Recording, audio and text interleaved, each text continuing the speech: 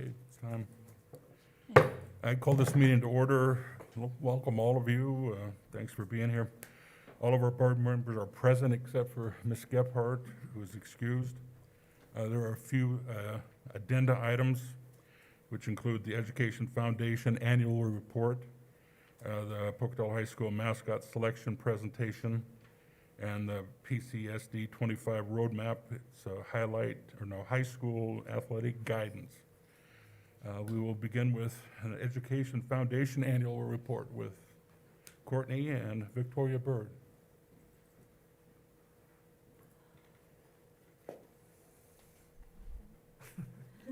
I was going to have her join me in a minute, but good afternoon. Thank you so much. I've invited Victoria Bird to join us today, and I will explain why momentarily. As you all know, the purpose of the School District 25 Education Foundation is to support the mission and vision of Pocatello Chubbuck School District 25 by providing resources that enhance and enrich teaching and learning. The foundation is responsible for fundraising, recognitions, and also organizing the Festival of Trees. On behalf of the Education Foundation, I would like to thank each of you for your continued support of our efforts. I want to share a few notable achievements since the last annual report in October of 2019. We had a really busy year, and one of my goals coming into the Education Foundation was to streamline the organization, make sure that we are operating as we are supposed to under Idaho Code and in conjunction with the Idaho State Board of Education, and really focusing our efforts on streamlining for efficiency and also to position us for potential growth. I really believe that the Education Foundation is an untapped resource in our community. We do great things, a lot of it is behind the scenes, and we really want to do more of an outward-facing activity so that we can grow and position ourselves for great growth. So a couple of highlights from the past year include we updated our bylaws. It had been since 2014, and we really just wanted, I've included that in the addendum today, and you'll notice there's not a ton of changes, just really streamlining the information, making it the language consistent, and also really honing in on our mission. We also, through my research, discovered that we are supposed to have an operating agreement between the foundation and the district that's filed with the Idaho State Board of Education, so we will be working on that as we move forward this year. Business and individual contributions from July 1st, 2019 to June 30th, 2020 totaled $163,208.93. You'll notice in the report that I provided you that that's a significant dip from 2018 to 2019. And I wanted to note that that difference is due to the additional $100,000, nearly $100,000, that came in on the tail of that really large donation from the Perkins family. And that was about $99,000. So we are continuing to monitor the performance of that Perkins investment. This endowment continues to present really exciting opportunities for School District 25, the Ed Foundation, and our learners. And so as a commitment to our responsibility, we really are financial stewards of that money, and I take that responsibility very seriously. And so in an effort to be even better stewards of that investment, we established a finance committee. And that has been a really exciting endeavor for the Ed Foundation. It's chaired by Mr. Lance Colbert, who is a leading financial advisor in our community. And we are advised by Mr. Robert Scoville from Modern Woodsman. The finance committee plays an important advisory role and meets quarterly to review our investment performance and help identify opportunities. As part of that finance committee, we drafted an investment policy statement, and that has been approved. I also included that in the addendum for today. And that will guide this Perkins investment as well as any future investments that are done by the Education Foundation. Through conversations with Mr. Reed and other foundation members, we had some concerns about how that investment was performing last year. And so one of the first things we did was really dig into that investment performance and try to identify and evaluate other opportunities. And so we have decided in June to move that investment from American Funds over to PIMCO, and already that investment is performing very, very well. So we are on target right now to, through our awards that we have identified through the Perkins Foundation, we need about $40,000 annually to do the scholarships and to do the debate and music for each high school. We are on target to raise $60,000, so in excess of $20,000 more than we need, and that's just going to continue to grow. So we're really excited about that.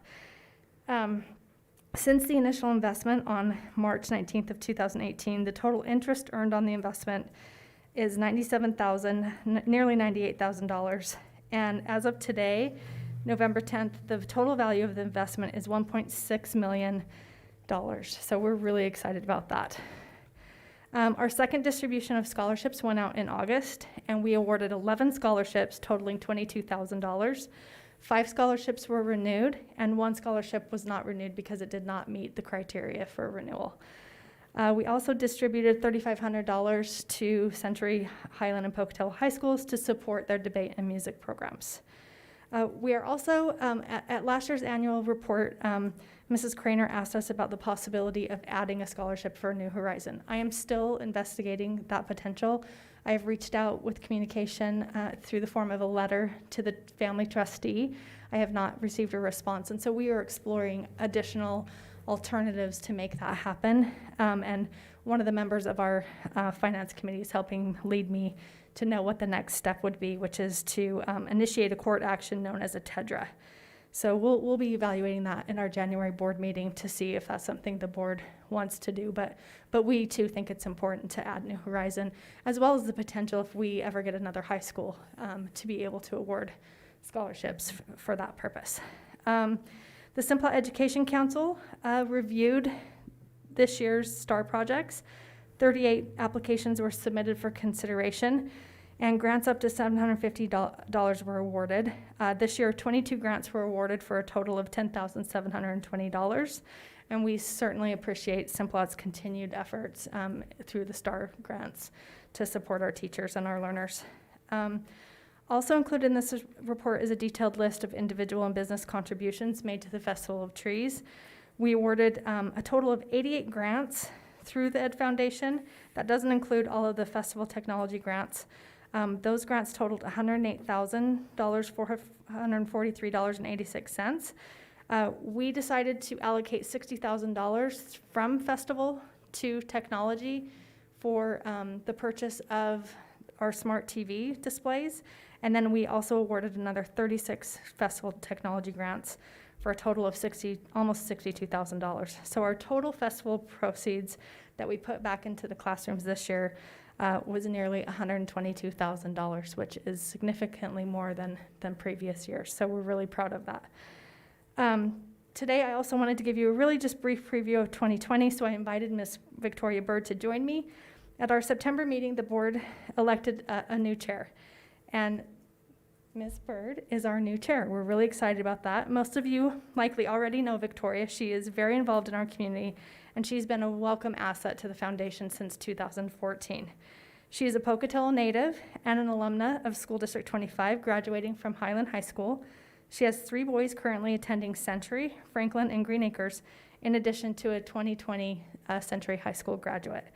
She's active in our community and serves on several boards, including Leadership Pocatello, the DARE Board, and now we are pleased to welcome her as the current board chair for the School District 25 Education Foundation. Victoria has really demonstrated a strong passion and commitment, not only to School District 25, but to the Ed Foundation, and I'm really excited to collaborate with her. We share a vision for growth for this organization, and I also wanted to just note for the record, we appreciate Christy Borgelhouse's contribution. She was the chair for, I think, in excess of 10 years, and we appreciate her service to our school district and to the Ed Foundation, and wanted to introduce Victoria to you today and welcome her. So she just wants to share just a brief kind of what her goals are. Thanks, Courtney.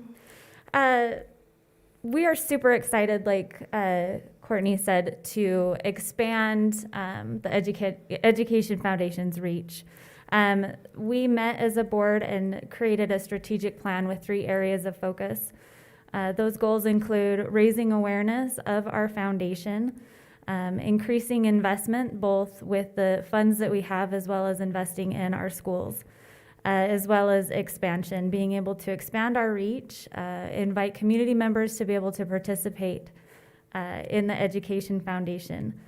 All of these goals are aimed at bringing equity in education throughout the school district, to be able to provide services for our teachers as well as our learners through meeting the needs that they have right now in the classrooms and throughout the district. And at this time we're positioned, we have a substantial amount of available assets to be able to invest in projects that we're hoping to find from our teachers by sending out an RFP to find out what their needs are so that we can address those things effectively and efficiently this school year.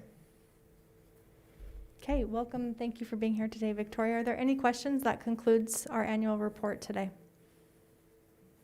No, thank you. Okay, thank you Thank very you. much. Okay, next up is the federal programs budget reports.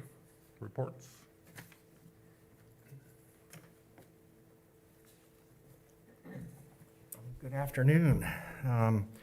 I'll go first if that's okay. So I'm here to report on the allocation for Title IIA. We just received our final allocations for our title programs yesterday. And for the 2021 school year, our allocation increased about $47,000, which was nice since it had reduced by about that same amount the previous year. On the spreadsheet that you're looking at, where it says 2019-20, that actually should say 2020-2021. And the allocation that we received yesterday was $437,107, as opposed to the nearly $427,000 that you see on your copy. We typically are allowed to carry over 25% of the previous year's budget allocation, but we were granted some flexibility with that amount because of the unusual ending to the school year last year. So our carryover as of June 30th, 2020 totaled $126,290. So that makes the total budget $563,397. This budget supports a portion of several staff members' salaries and benefits, as you can see listed on the first page, very similar to last year's budget. These funds are also used to support our new teacher support program, including stipends for teachers who serve as a mentor for new staff members. The budget also supports stipends for instructor salaries for our professional development courses that are offered throughout the district. And beneath all of the salary expenditures, you'll see the set aside for our local private schools, which is an amount that's determined by the state and is slightly more than $18,000. Nearly $78,000 of these funds are set aside to support professional development for all of our non-Title I schools. And the remainder of the line items in this budget support ongoing district initiatives and are consistent with professional development activities from past years. So, and you can see all of those listed on that page before you. So I think they're fairly self-explanatory. So unless you have any questions, I'll pass the baton to the next person. Okay. Okay, thank you.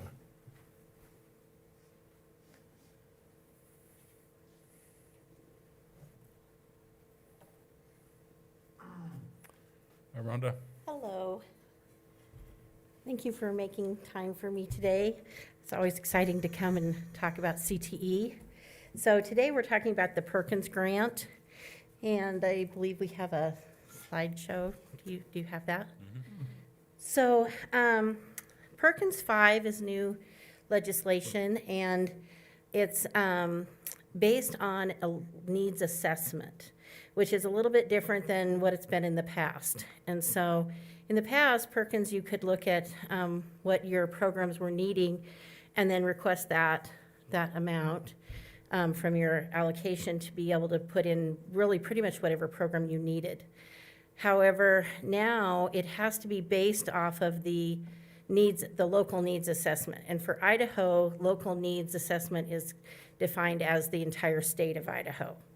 So it doesn't have to be necessarily only Southeast Idaho. Our allotment this year is $196,000. And so with that amount of money, we had to look at the local needs assessment, which took about a year to work on and really explore like where are those emerging jobs and what are the needs that employers have. And then the other big change to Perkins is that the money can only be spent in a pathway program. So it can't be spent any longer on a career cluster program. It has to be something where it's a entry level, an intermediate classes, and then a capstone class. So that's really the big change in Perkins 5. In addition to that, I've made up a bunch of these little charts for you just to see, so that you can kind of see where the projected openings are going to be at, what the highest percentage of changes is going to be in the next 10 years till 2028, what the hot jobs are going to be. And then we have 18 of the top 100. We have 18 that we directly pipeline into. And in many more of those, we are like the entry level to, so one is that if someone's going to become a physician, well, we're not training physicians at the high school level, but we can get them into that medical field. And so based off of those charts, the last chart that you have is the one where it's, this is where we should be looking at. If we're going to look at a new pathway, what should that be? Because obviously the return on investment here is that students find their passion and they're able to go out and eventually seek employment and gain employment. And so what we'll be using those funds for this year is that our ag welding program is morphing into an industrial welding program where they can become certified welders. And so part of that is that they need to be able to use AutoCAD and be able to cut out pieces and then be able to weld them together. So we'll be buying 15 CPUs for industrial welding, 35 new CPUs for the new business lab at Pocatello High School, a new CNC machine, a stair climber so that our firefighters can take the actual test that they will test on for when they become a fire person. I And- had a question right there. Okay, I was looking on here and I couldn't find the first responders or firefighters listed. on the top 100s. Yeah, That's because right now we're doing okay. And so there may or may not be they may not be a top 100 job right now. oh. But here's some kind of exciting news. 2 of our graduates from just last year are now employed in Power County. Oh, really? And yes, and so they're working over there through the EMT program and for first responders. So I was pretty excited to hear that. And then we're going to get this, and I don't know what this is really called. It's a machine that cuts like a laser, only using water. And so we're going to see if we can get one of those in and put it into our pre-engineering program. It'll be another skill that they'll be able to have. We're also investing in paying for the FTE for the vet tech program and the first responders, a half-time person to be able to go around and then to pay for work-based learning and a few CT conferences. And so that's where that $186 or $1,000 are going to go. So does anyone have any questions? Where are you gonna put all this? We need a building. We do need a building. You are Okay, right. okay. I need a building. That's enough, that's a different discussion. I wake up every morning thinking that same thought. I need a building, so. That kind of took a back seat this year, didn't it? Well, COVID kind of turned our whole world upside down, and but I'm confident that it's turning right side up, and and we'll get back on track with that. So I'm glad you're still thinking about it. Actually, Mrs. Nafs and I just talked about this 2 weeks ago. Yes? After we brought I guess it was a month ago now, the strategic plan to the board, because Mrs. Nafs asked me, are we still, in the works? And I said it was number 3 in that section on curriculum. So it's still there. We haven't lost touch of it yet, nor will we. In my heart, it's number 1, but it's okay if it's number 3 on the list. All right, well, thank you so We'll have much. to move that up. We'll have I- Yes, that's right. Okay, thank you so much. Thank you, Appreciate Rhonda. it. Gretchen? Who's next? Good afternoon, yeah. Thanks for allowing me to come and share with you very briefly the special education budget analysis that's in your packet here. We'll start quickly with our school age budget. The budgets are split between 2 large amounts, if you will. One is our school age budget, which covers expenditures K through 12. The second is our preschool budget, which covers expenditures age 3 through 5 that are being serviced at the Lincoln Elementary Center. So we'll start with our school age budget. As is typical over the years, our allocation amount for this year is about steady, $2.57 million. That's based on a number of variables, one being the number of IEPs, the number of total students that are served in our district who are receiving special education services. Currently, that number is about 1,419. Other variables come into play with that number. Community demographics, poverty indicators, SES kinds of indicators. So it isn't the more students on an IEP receive more money from the federal government. It's a complicated formula, but roughly it does reflect students who are currently receiving services.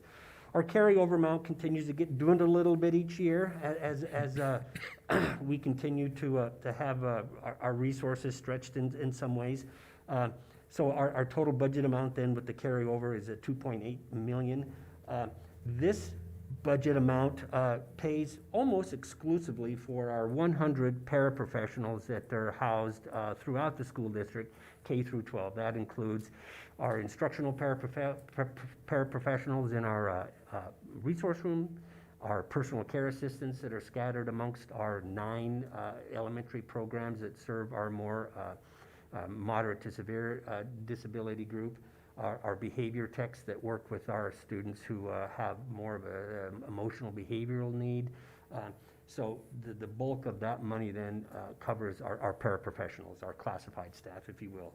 All but a few we have a few that are certified, and they're generally a split code where we have a special ed teacher in one of our high schools who part of their salary is paid from a special ed code, while the other part is paid from a general ed or a general fund code. So there's a couple of one-offs there. And that, as you can see, that pretty much accounts for the bulk of the federal allocation that we're given.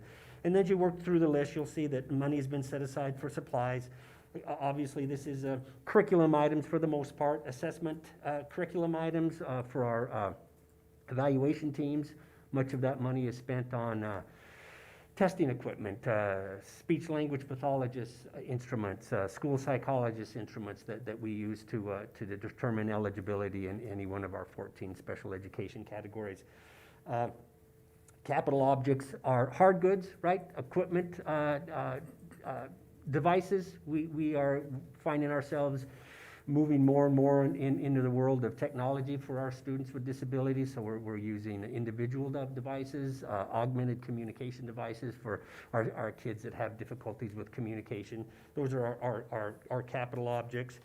And as you kind of turn the page and run down, we have a chunk of that spent in professional development. This primarily due to the world of COVID is our webinars now that we do, collaborative webinars that our professional groups are involved in, whether that be our school psychologists, our speech language pathologists, our occupational physical therapists, and so forth. Most of that is virtual.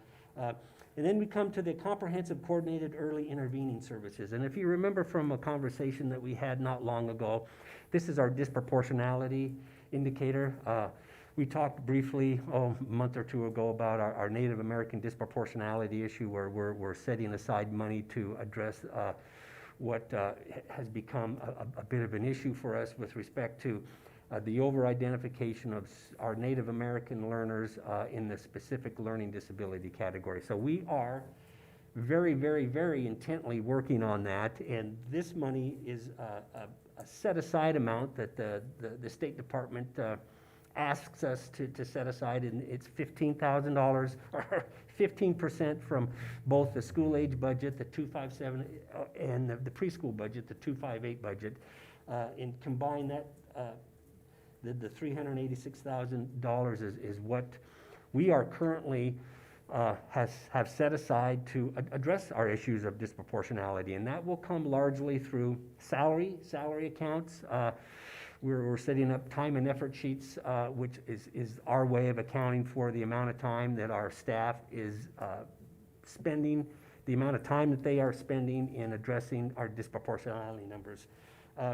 We do have some private school students that we're working with that require services, right? And if you're aware,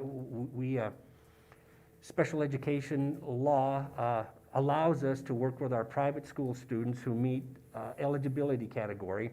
Services are provided through our schools, but allowances are made for transportation. We have teams of folks that will go into a particular school when a referral is recommended, and provide some assessment kinds of activities to determine whether or not that private school student meets eligibility for special education. Should that student meet eligibility for special education, those services are provided in one of our buildings, and the proportionate share is the amount that we set aside for our people to provide the kinds of services that particular private school student might need. It's not money given to them, it's money that is set aside for the allocation of our services delivered to that student, if that makes sense.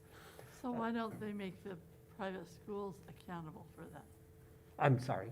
Why don't they make the private schools accountable for the services for that student? You know, I don't have an answer for that, right? They're not required to, since they're a private entity, and they are allowed to obtain services through the local school district. Every year we meet what we call a letter of affirmation, where we meet with our private school folks. Title funds are distributed to the private school folks according to a formula, and special education services are provided in the event that services eligibility is met. Why a private school? They're just not held to the same standard, right? If it was a charter school, they are required to have special education services.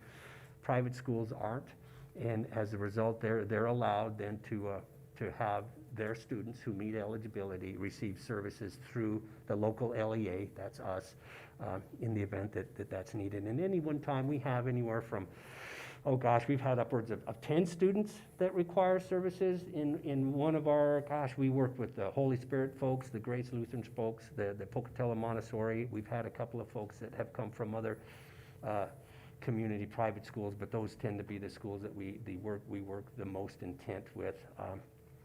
And then, you know, we've had years where we've had just a few. Currently, we've got, I think we have 3 or 4 that we're working with right now. So, I don't know, that's a great question. That is a great question, but yeah, private schools are allowed to take advantage of the local LEA special education. So as we move to our preschool budget, again, it's quite a bit smaller, right? Allocations are based upon numbers. We do have the luxury of having a larger carryover amount in the world of preschool, which equates to the State Department asking us to be mindful of that number and to start drawing that number down a little bit. So that's good news for our preschool folks, because that allows them to purchase hard goods, purchase playground equipment, purchase adaptive equipment for their young learners. You know, the state is real careful about the amount of money they give you and what you're using that money for. And if they see a large carryover amount that is sustained from year to year, they start to say, hey, spend that down a little bit. That's your money. Do something with it.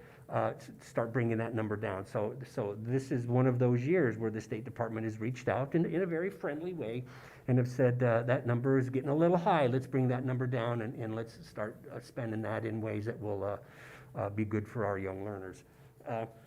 Same thing, most of our preschool budget is spent in the world of paraprofessionals, a few certified folks that come out of that money, supplies, capital objects, those are all fairly self-explanatory.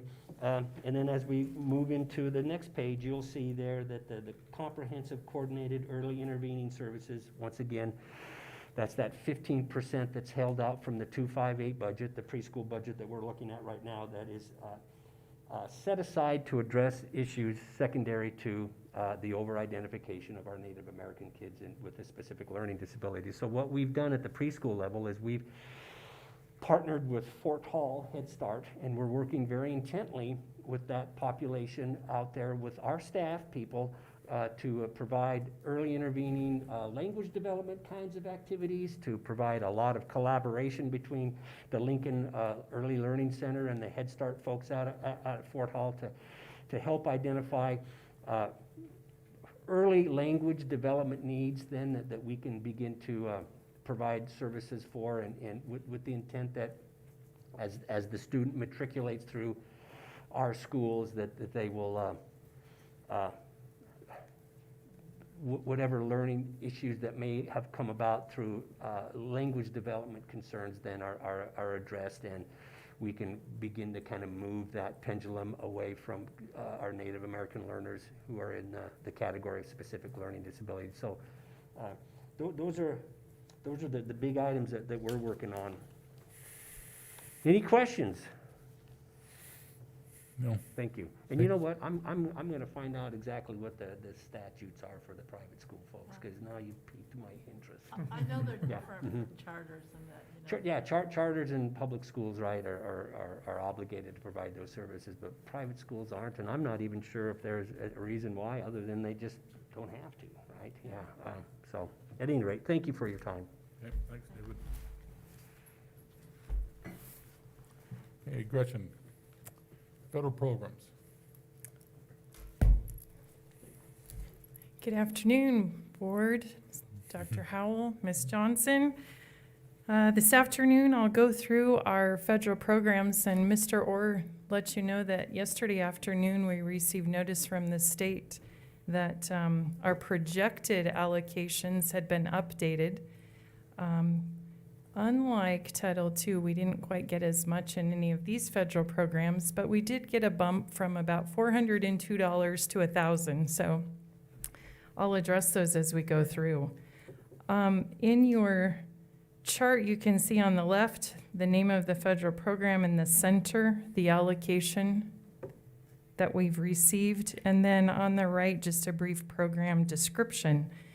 So starting off with Title 1A, this year our allocation is $2,598,818. They gave us an extra $1,000 yesterday.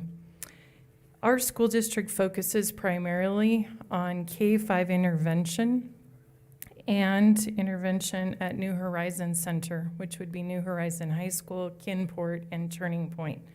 All benefit from that.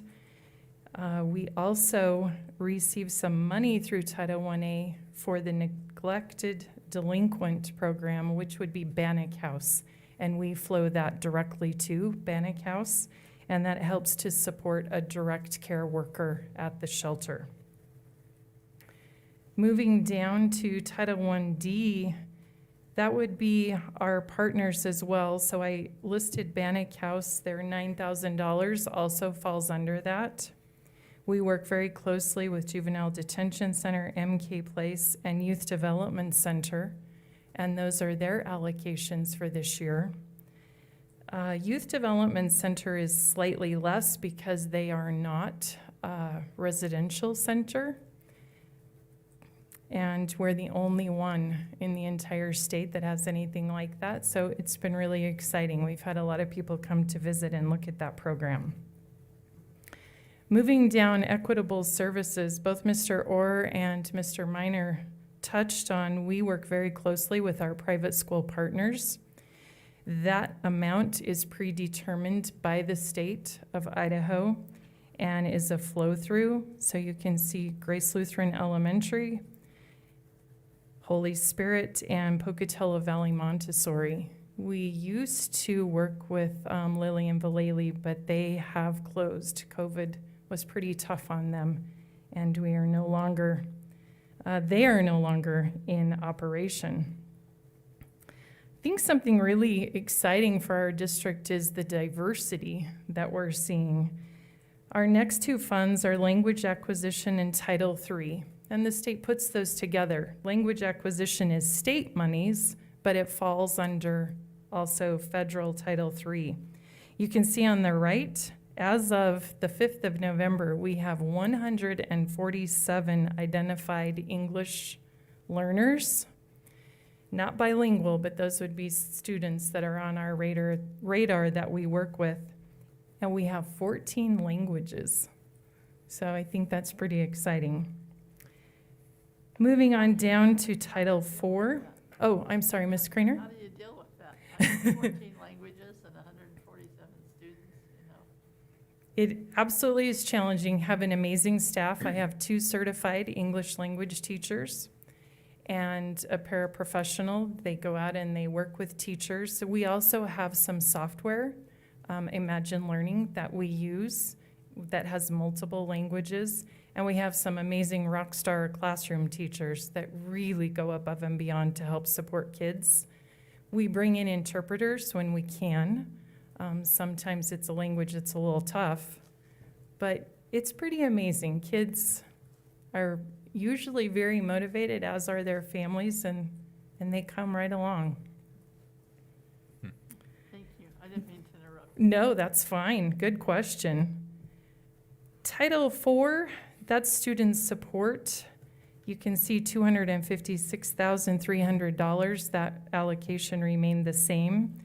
That money goes to student support, which would fall under below the poverty line, neglected, delinquent, and safety. That helps to support an additional registrar, a full-time. We pay half of it at New Horizon. Our chief turnaround officer at New Horizon. Some additional support at our Youth Development Center. We've worked very closely with the DARE program the last several summers. And then it also helps support additional community resource workers for our students. Which leads me to the last two, and we'll talk about McKinney-Vento and our homeless population. We were very excited to be awarded a homeless sub-grant this year. That is a 3-year grant that began this fall, 2020, and will run through 2023. Callie Cece, who is our middle school social worker, helped me apply for that grant. And we saw a tremendous need to consolidate community resources. And so working with Head Start program and then bringing all 10 of our social workers together, we actually met for the first time last night. And we're working on an updated resource guide that can be given out to administrators, counselors, families, and our high school students so that they are aware of resources that they can access throughout the community. So our grant's helping to support that. We also have worked diligently to get pantries in each of our schools because when a need arises, it's pretty immediate and we often don't have time to say, oh, we'll get back with you in a few days. So it's been really nice for our community resource workers to have their own pantry and supplies. And then finally, at the bottom, specific to McKinney-Vento, this year we've budgeted $62,000. That helps to pay for our community resource worker, specifically at the secondary level. She visits each of our 3 high schools weekly. Additional pantry supplies. And then as of November 5th, we have 55 elementary students who have been identified as McKinney-Vento and 72 secondary students. On these community resource workers, do we pay their entire salary or does part of that come from health and welfare? Good question. So we pay their entire salary. We no longer have an agreement with health and welfare. Because at first didn't health and welfare used to subsidize that program? Yes, yes, they did. You're correct. They used to pay for one full salary, but through some budget cuts on their end, and there was an issue with our employees not being able to access their systems due to confidentiality and that need to know. So we had to sever that agreement last year. So these community resource workers then are all just hired through the district? Correct. Our elementary schools choose to use some of their Title I funding, and then we have seen tremendous need in our middle and high schools, and so we've used other funds to help support their salaries. Okay, thank you. Any other questions? No. Thank you, Gretchen. Absolutely. Okay, next up, Brenda Minor. Hard to fill stipend.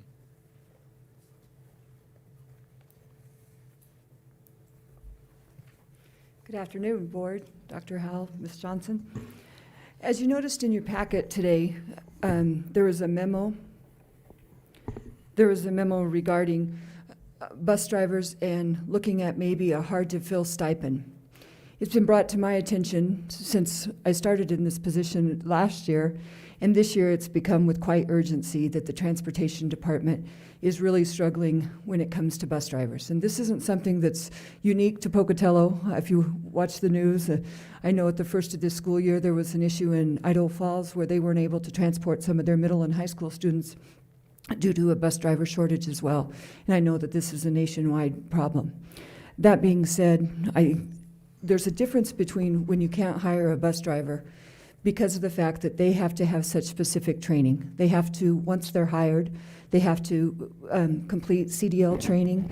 And so it looks a little different than when you're just able to hire someone for some of our other positions. That being said, the lack of bus drivers is impacting current bus routes and will continue to be an issue as we look towards returning all of our learners to full-time. So given the urgency to recruit and hire and retain bus drivers, District Administration is requesting from you the opportunity to be able to offer some incentives in these hard-to-fill positions. To start first, if we were to hire a new bus driver, we would have there'd be a $1,000 stipend. This stipend would be, this would apply for people who drivers must be assigned to a bus route or work over 20 hours or more as a substitute per week for the remainder of the school year to receive that stipend. If there were someone who has quit as a bus driver during this current school year, based on board approval, they would not be eligible for that stipend if they were to try and rehire. 1/2 of that stipend would be paid at the end of the year, and that's a little different than what we first talked about in your memo. If you noticed, it had said something about 3 different equal payments. We were thinking that the remainder of that stipend would be paid when the driver returned in the fall and works a minimum of 1 month, so that would give us some carryover into the next school year. And right now, we would need a minimum of 20 bus drivers to be fully staffed in our transportation department, and that's including substitute bus drivers as well. Also, the importance that we're finding is, I know that when we go out, we see in the public that there's now hiring at multiple places. If you go to a restaurant or you go to stores.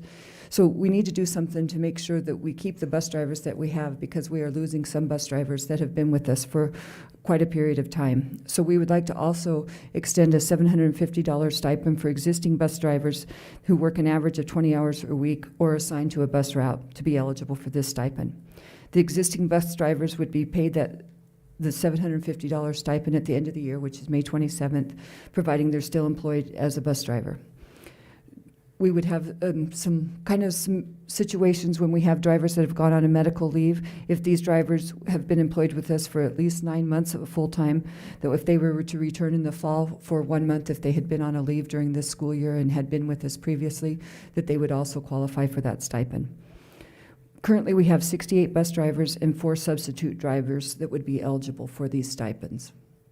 And the nice thing about transportation also is that, as you may have noted in the memo, that we are reimbursed at 85%. from the state reimbursement program for bus drivers. So we would be able to use the majority of the funding from that state reimbursement, and then the rest would be out of general fund. Questions on that? This was just, it's a pay problem. The normal bus route in the city here. Are we comparable in our pay? We should be. PRT is around 16 an hour, and ours is 13.59. No wonder we're losing. So, and when we've looked at that, Chairman Madsen, one of the biggest things that we look at is that we need to look at the whole classified schedule as we get closer to the new school year and look at where we would move people up. For example, when we did the cost comparison of classifieds last year in February to now, the difference, we were right in the ballpark. We were very comparable for Idaho Falls, Coeur d'Alene, Madison, all of those school districts. But with COVID and the situations that's happening, and then the low unemployment rate around here, that the rate needs to go up, and we understand that. I've been also working with Candy Rudd at the Idaho Department of Labor, and we've done some virtual job fairs and those types of things as far as trying to recruit bus drivers. But those are our concerns that we're having as far as getting bus drivers. You know, I heard an interesting comment from a patron who said, I mean, and we can't do this now, but it was an interesting thought about, you know, with our COVID situation and our splitting our bus routes and the AB schedules, you know, and that how it might be advantageous for us to look at putting same neighborhoods on AB schedules, you know, so we have buses in same neighborhoods, you know, and that would take some effort and time, I know, to do, but so that it might help consolidate and not make it quite so difficult if we have buses picking up in the same neighborhoods and then those kids in those neighborhoods play together and probably in things anyway, you know, and when they were talking to me about that, I thought that might be a good thing to look at if hopefully we don't have to keep, you know, this up forever, you know, but I just thought that was, I don't know how feasible that would be, but I thought might be an idea with busing. Mr. Reed, would you like to speak to that just a little bit? Maybe you did. Yeah, I think we've already talked about this, and Mr. Reed would have the details for us. You know, things are always easier said than done, I guess. It sounds good. It's a possibility that we could look at grouping neighborhoods. The challenge that we are facing right now is that Ms. Miner mentioned that we have about 68 drivers? Correct. Well, we have about 82 buses. So you can do the math and say that we can't get all of our buses out on the road at one time, and that's why we have our mechanics driving right now. We have office staff driving in addition to everyone else who's qualified to safely drive a bus. On any given day, we are typically combining anywhere from 6 to possibly 10 routes that we can't cover, and so we're moving back and forth and doing everything that we possibly can to get our students to and from school. The safest route is always to use the route that the drivers are most consistent in. If you've ever ridden on a bus, you know that you stop at your first stop at 7:25, and then you go to your next stop at 7:28, and then, you know, I mean, it's a very rigorous schedule, and it's a very timed out schedule so that we can deliver to elementary, middle school, and high school students. To disrupt that in such a way that we were just picking up at neighborhoods would be a total revamp of the system. And in order to do that, we would really have to probably go back and have a summer to figure out how we're going to make that all work. We have, I think, close to 1,200, 1,300 stops. So, and they are all measured out, all timed, and the drivers know exactly where they need to be. And so, you know, we have to consider safety in our delivery of students to and from school. And I'm not saying that it wouldn't be a possibility, but I think that it might be more disadvantageous than advantageous to try to do that overall. Oh. Yeah, it's a lot more complex than Oh, what yeah, you I would realize. think it would take Mhm. an entire Yeah. summer It to try to. does. look Yeah, at- every year we spend probably a good month and a half to 2 months just redesigning our existing routes and making tweaks to make everything work, so. So when you think of the 68 bus drivers, we have a total of 93 routes currently. 55 are regular routes, 12 are special education, 3 preschool routes, and then 23 midday kindergarten routes. And there's a lot of times that we're having to split the people who would usually just have an afternoon route and have them do the midday kindergarten route. Sometimes upwards of, it says here, 14 to 15 routes a day that they're having to cover. Yeah, it's a dilemma. But you would think with some of the COVID issues and the people out of work and that we could find some people. You know, I think it's a little bit like our substitute teachers. We have well over 120, but on a given day, we can't get more than 40 to accept positions. And so with our bus drivers, of course, the DOT guidelines and regulations were increased as far as the requirements for health screening.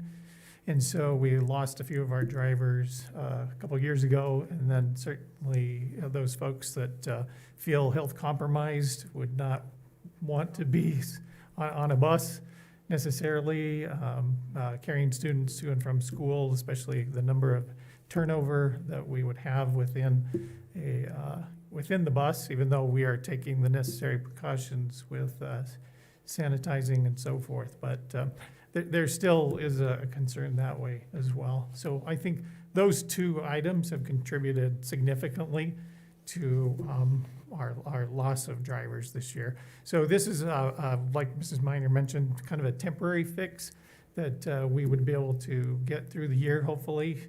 And again, knowing that the board's concerned to return students face-to-face, it's likely that on a given day right now, we don't know if we could get all of our students to school on a bus. They might have to provide their own transportation. We've talked about extending, out those that may have to walk or something. So this would just be And there are districts making students provide their own transportation. Yeah. Correct. So we are trying to be proactive in looking ahead and then working with our transportation supervisors to bring you a recommendation to consider at next week's meeting. Thank you. I have one question. Do you have an idea about how much that would come out of our general fund? It will be fairly minimal. As she indicated, we are reimbursed about 15%. So if we spend $100,000, our portion would be $15,000. We estimate that this will be far, far less than $15,000 cost overall to our district. Right now, the critical path is we need to retain staff, and we need to entice more of the public to come in and drive our buses so we can get kids to and from school. So I think it's a fairly minimal investment from us on the general fund portion.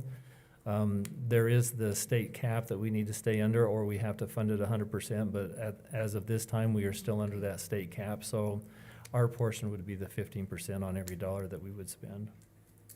But it'll be fairly minimal, Mr. Facer, so. All right, thank you. Okay, thank you. Tanya, would you like to join Brenda? Policy. Good afternoon. You. Good Yeah. afternoon.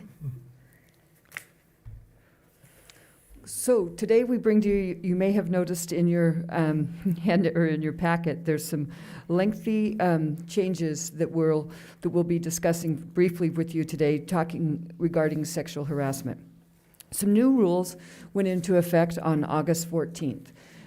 This is called the final rule, is what this new legislation, and it has some key points, and I'll just mention a couple of those. It has a new definition of sexual harassment and what that looks like and how that must be in your policy. It talks about very specifically where the activity happens, talks about transparency of who the coordinators are and what that looks like as far as making sure that that's on our website, posters, all school staff understand who that is. It has a change and makes sure that we understand that all employees are mandatory reporters, which is real similar to child abuse. Make sure that there's a response in a timely manner and with procedures. Investigate and document. Have a grievance procedure and train personnel to handle grievance. What that has happened with us is we've had multiple people that have went through trainings to be the Title IX coordinators, to be the decision makers. We've have a counselor at each level that is our investigators. And one of the biggest things, if you notice on number 9, it talks about documentation, making sure, excuse me, that was on my paper, that there's quite a process that needs to happen. So in looking at our own policy and procedure, which is 7405 and 8305, the policy looked pretty good. There's just a few changes on the policy, just a couple different things with wording. But if you noticed on the procedure, that has, I watched Ms. Craner's eyes kind of go up, that it's now turned into a 13-page document. Yes. So it has had a lot of changes due to those reasonings that I just spoke to, of all the things that our policy was missing that we need to look at to make sure that this is, that we are in compliance. So this goes into great detail where 9 of us actually went through all the different trainings for different documentation and investigation, interviews, all of this, appeals.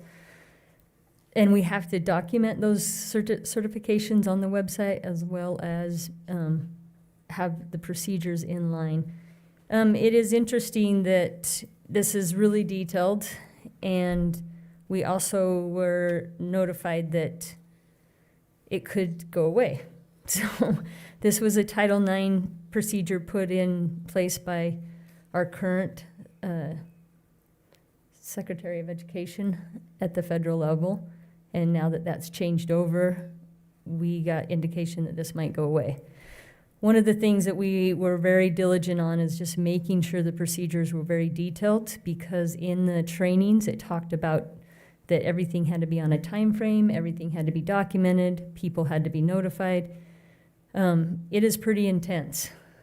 Not that we don't think that investigation should be intense, but it's pretty detailed to the point where we feel like investigating cops. But keep that in mind as we go through this. How do you train all your staff on such a detailed?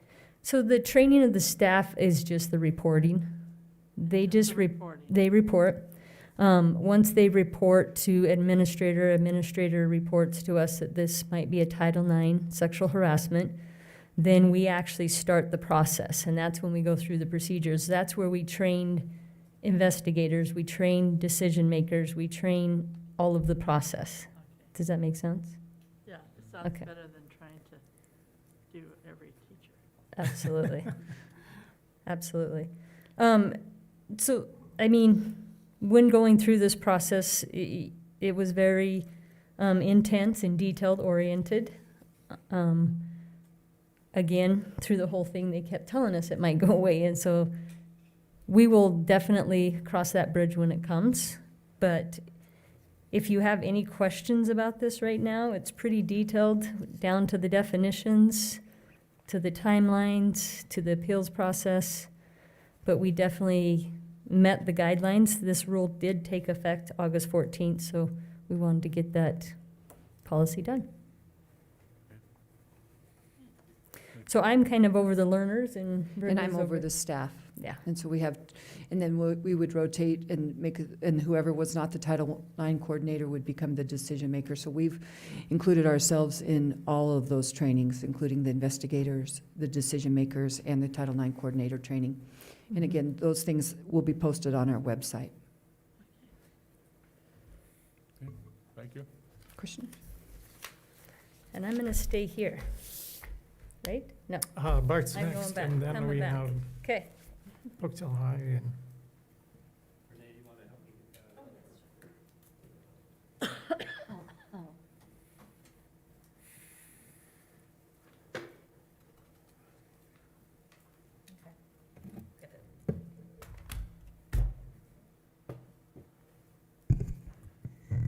So while she is setting that up, our apologies that we don't have the side projector working apparently.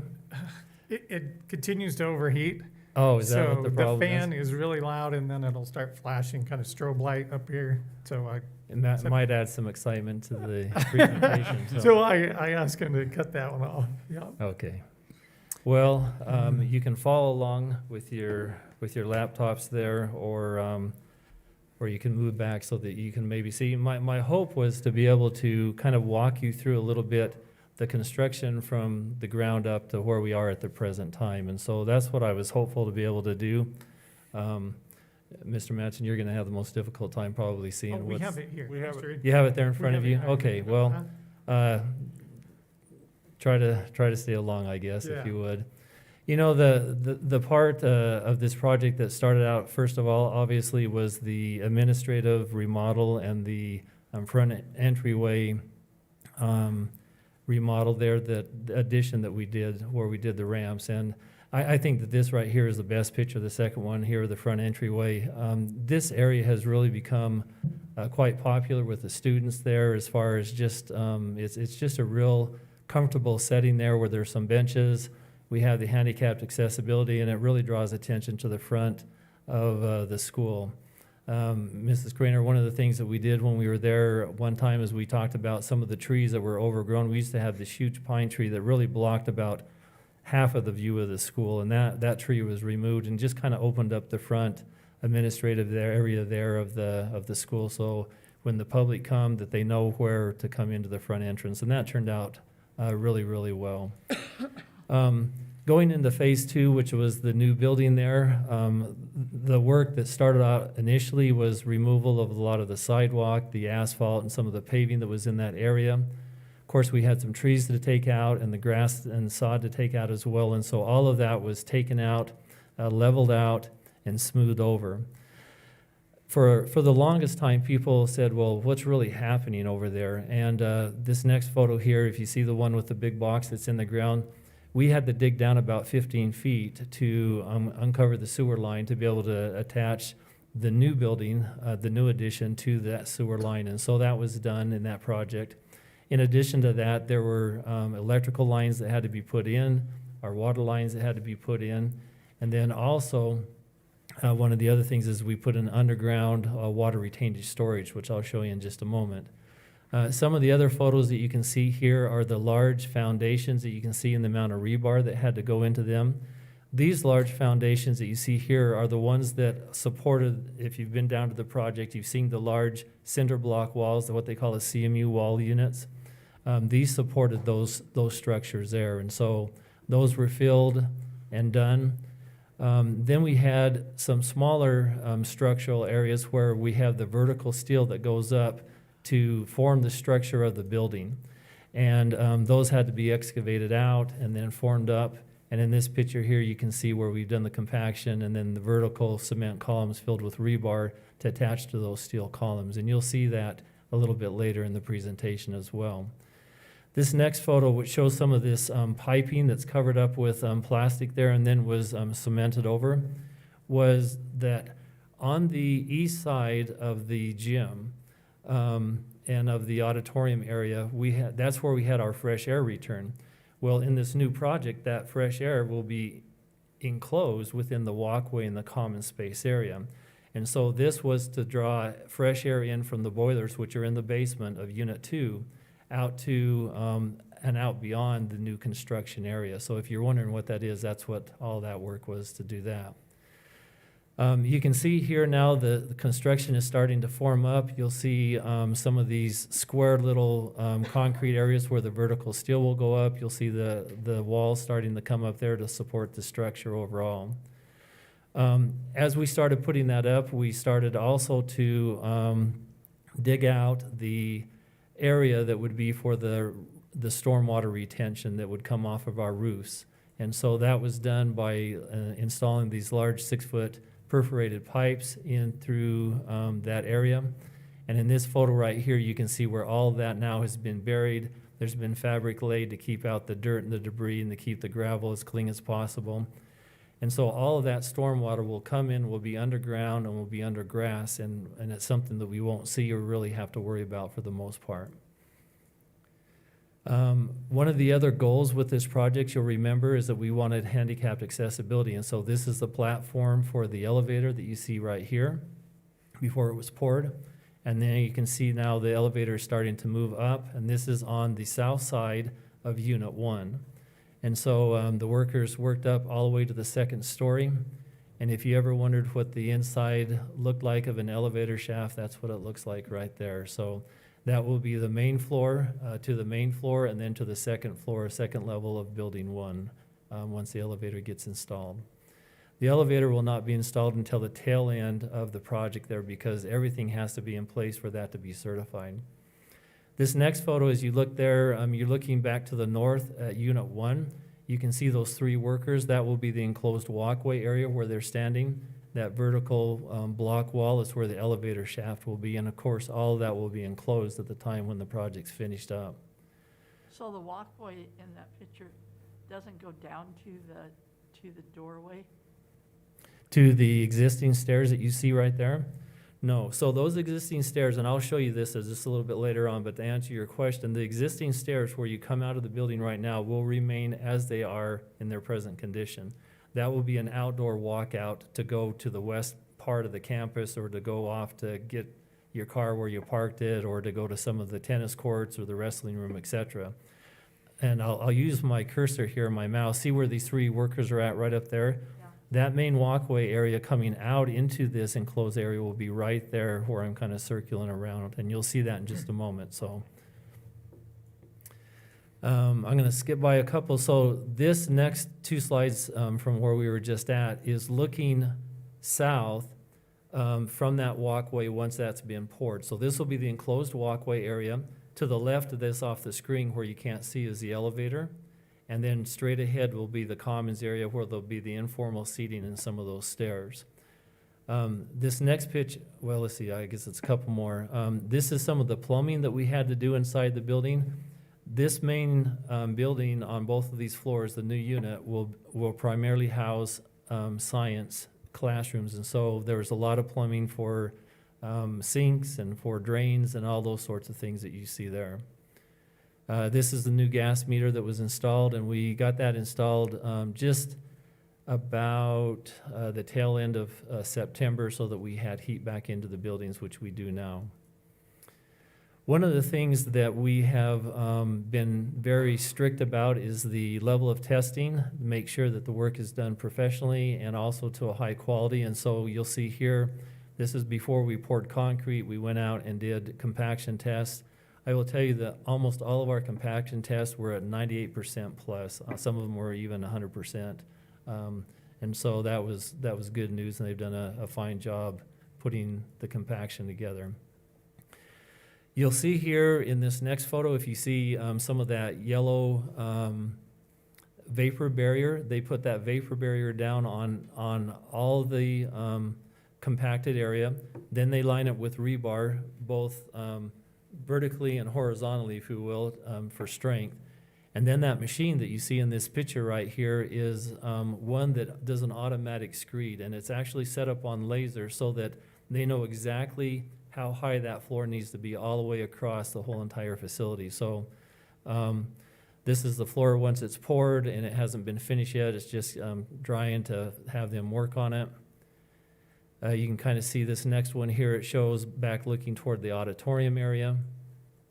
And then this is looking back toward the palace once the concrete is dried, and actually you can see a couple pieces of equipment on there. I'm going to skip ahead a little bit here, some of the larger areas, just in essence of time, and since you have already seen some of this, but I want to draw your attention just a couple of things here. The steel started going up about a little over a month ago, and you can see in this picture here, you can see Trinity Church back in the background there, but this is some of the first steel structure that started going up on the unit. And this next one here shows these white foam, kind of like styrofoam blocks. This is what is used a lot of times to form up your concrete. so that you don't have to pour so much concrete. It's a structural foam that they put in place, and they cut it to the form, and then they'll pour around that. And so right here in this next photo, one of the changes that we made in this project was, you'll remember that we were going to have this long ramp that ran on the east side of the gym wall toward the auditorium stairs, and then turned up and went up into the stair area. As we got into this project, one of the things that we thought about was that if we could put informal seating, this will be seating in this area, and you can see the little boxes right there will be USB and power cord for them to plug in their phones and other devices in those areas. But we thought it best that we could create a more effective space by putting in that double seating right there. And then at the far end, and you can't really see it here, but in this next picture, you'll see this block that's on the left-hand side of the auditorium steps. That will be a lift that will be for handicapped accessibility up into the auditorium area. That took up a very small portion to put that lift there, and gave us the benefit of having that double seating in the commons area, which is greatly needed. So that was one change that we made after we got started with the project. You can see here the form blocks. This is the informal seating that will be under the main stairs that go from the first level to the second level. And you can see these stairs now completed, and you can see the USB ports and everything there. On top of those stairs are the steel stairs that will have concrete treads on them and will be set in place, and those are actually in place right now. Back to Mrs. Craner's question here. These are, let me just back out on this. You can now see the steps in this area right here adjacent to our existing stairs that come out of the building. So to the left, you'll see the existing stairs coming out, and then these will be the stairs, and where these windows are and the infill is, that will be cut out as an opening on that level and on the upper level as well. So you can see now, Mrs. Craner, how that's going to work Right. into that area? So that area will be covered. That area will be covered. Covered. That's correct. But the other stairs won't be, the old stairs won't be. Correct. Okay. Okay?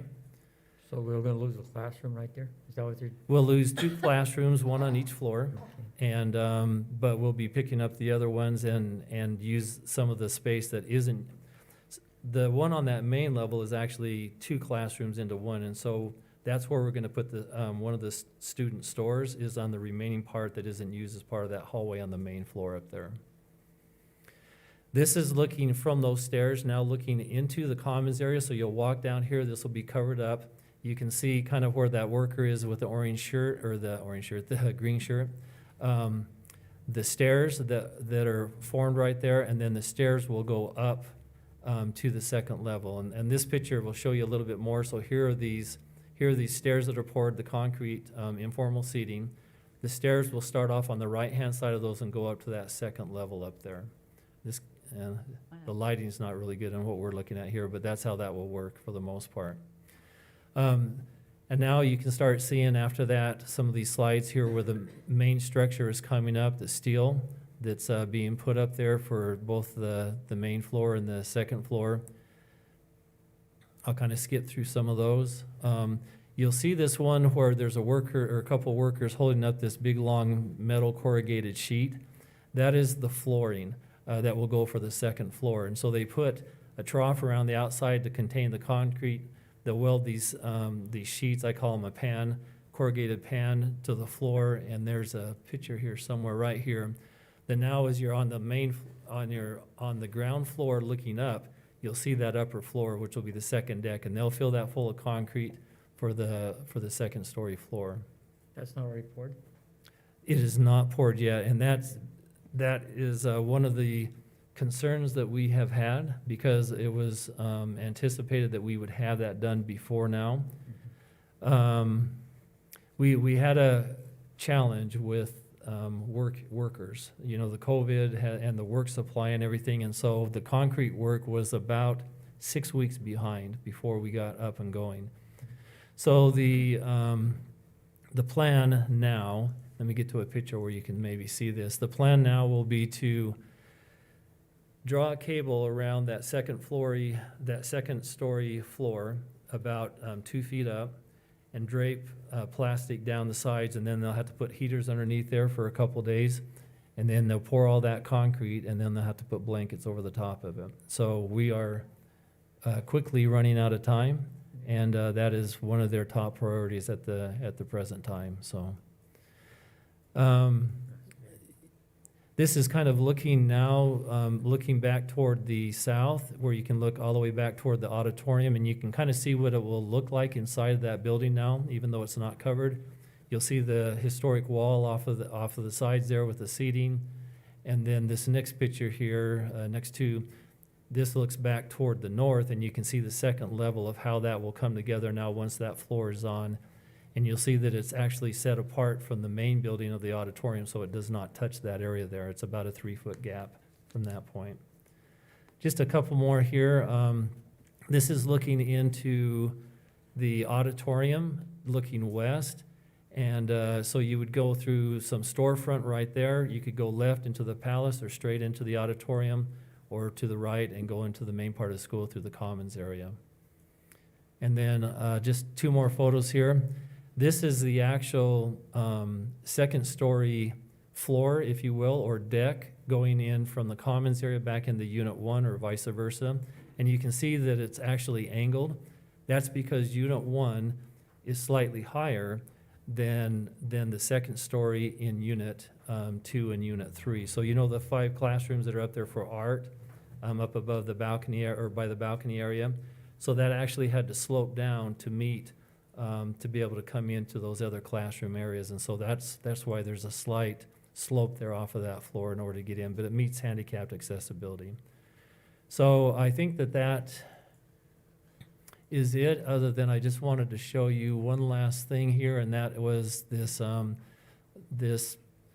architectural rendering, if you will, here of the building now that you have seen it. So just to review with you, if you can kind of see where my mouse is up there on the screen, this will be where the elevator is at that you saw. Here's the ramp that kind of slopes down into the second floor store. You can see here the stairs that are coming up underneath that informal seating that you saw here just a moment ago. And then here's the outline and shape of the building. So hopefully that kind of ties it back in together of how this project is designed and how it is supposed to look when it's finished. Any questions? That was Yeah, it looks good. It's exciting, I think. It is. It's exciting. The goal is still to get the building enclosed sometime by the end of January. We're pushing every day right now to make that happen, so. Yeah, some of those guys walk around up there on that second floor, on those skinny little beams there. You won't catch me doing that, so. So can they enclose that before they brick it? Will they enclose it before they brick it? Yeah. Yes, they will. Okay. Yeah, they'll put up a sheeting on the outside of that whole steel structure before they start even putting the brick. And the brick, you won't start seeing the brick going up until probably, Spring. I'm guessing April or May of this next year. Oh, that's good. Okay, Well, and Thank you, Bart. it's thank you. gonna be great for the kids with the safety of it connected and the elevators and the handicap accessibility and It'll be a add some wondrul light improvement to and the, some light for them, you know, when they yes. sit around and do something. It's gonna be great. Thank you. Hopefully study. Thank you. Okay, next up we have the Pocatello High School mascot selection presentation. Lisa? Is Courtney coming with you? Did we get We Mr. have Burnett? Courtney and Howard Burnett. Yeah.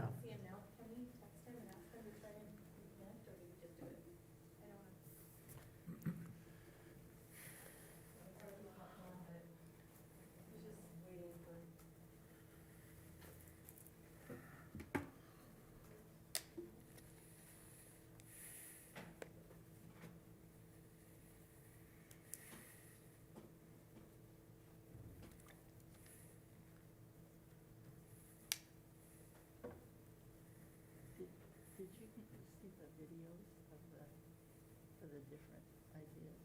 No, I didn't. I haven't seen them. She sent those today because you couldn't access them. Okay, I haven't seen them. Yeah, and so she just sent them today, but there's still some that connect.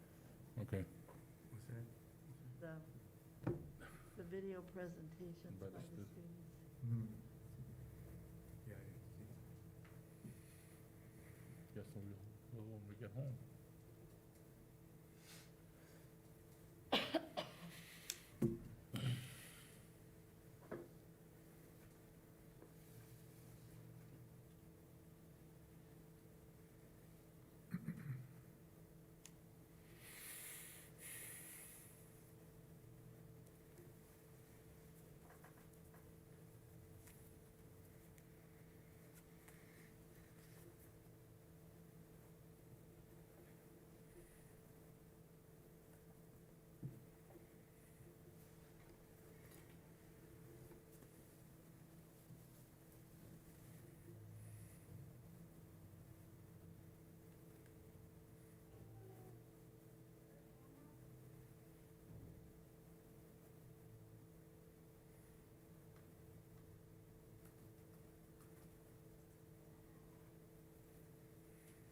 Lisa, can I ask you a question about this chart? Sure. Because I wasn't quite understanding it as I went across of what was what.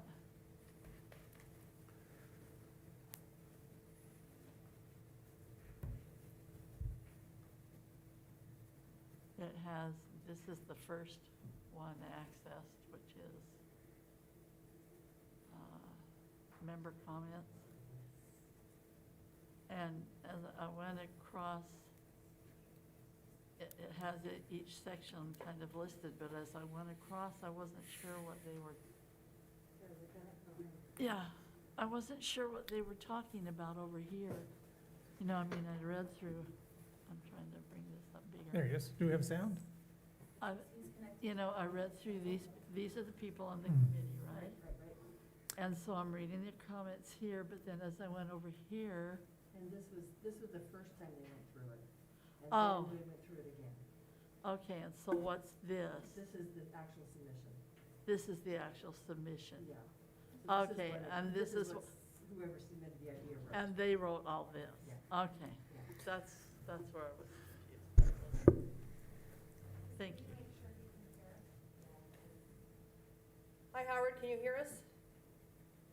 I can. It's quite echoey. Thank you for letting me join by Zoom. It's quite echoey, so if whoever speaks can be close to a mic, that would be helpful for me. All right, well, good afternoon. On behalf of Pocatello High School, I would like to thank the school board for your decision to retire the Indian manicure and mascot. The decision just demonstrated leadership, and I think it's important to note that more and more school boards across the country have recently taken similar action. In fact, the National Congress of American Indians has reported that 57 schools, including Pocatello High School, have changed their native theme to mascot during the 2020 calendar year, with 17 of those occurring since this school year started.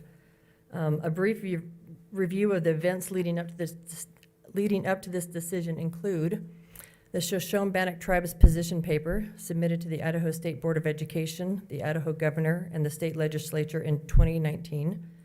Then a follow-up letter from acting chairman of the Shoshone-Bannock Tribes requesting the change was submitted to the Pocatello Chubbuck School District on August 12th of 2020. An editorial was published in the Idaho State Journal by the acting chairman Callahan on August 14th. Then a meeting between Pocatello School District 25 representatives and the Fort Hall Business Council on September 3rd. And finally, on September 15th, this board's decision to retire the mascot effective June 1st, 2021. So now our path forward is to select a new mascot that we can embrace with the same unique brand of Poke Pride we have carried for more than 125 years. So following the recommendations of some staff members, invitations were extended to individuals to serve on this mascot committee. And those individuals are Howard Burnett, who's joining us via Zoom, and he is a Poke alum, class of 68. Crystal Chanda, who is a Pocatello High School alumni, class of 66. She's here with us. Zach Bidwell, who is a current a current parent and Poke alum, who is a class of 98. Can they raise their hand or something? Zach Okay. is back there. Patty Killian is a current PHS parent. Patty's behind me. Rex Force, I don't believe is here. He's a current Pocatello High School parent. Sonny Evans is a current Pocatello High School coach and school counselor at Irving Middle School. Dirk Mitten is a current Pocatello High School teacher, and Eric Rude is also a current high school teacher, and that was the committee. So I'd like to introduce and turn the time over to Howard Burnett, who is going to serve as a spokesperson for the committee, and he will go over, an overview of the process that the committee used and the results that they came up with. Thank you, Lisa. Can you all hear me all right? Yes. Yes. Okay, well, again, thank you to the school board members and to Superintendent Howell and to Lisa for permitting me, under the challenging circumstances we're all facing, to participate by Zoom. Let me emphasize at the outset that there was no chairperson of this Mascot Review Committee. It was by all means a committee of the whole. I've been asked to summarize for this board the activities and results that flowed from those activities of the committee, but I was not the chairman, and there were 8 people with strong and intelligent and fruitful views, and we spent many, many hours over the course of many meetings discussing these issues. My own qualification goes sort of like this. I was, as mentioned, I was a member of the class of 68. My older brother was a member of the class of 64. My 3 children were the members of the classes of 1998, 2001, and 2005. And so we have strong ties to Pocatello High School, just as all of the other members of the committee did. And that's why it was a wonderful gathering of people with lots of different perspectives from several different generations. And so I think that's why it worked well. We each brought our own independent perspectives, and the many hours of discussions were engaging, informative, fruitful, and cordial.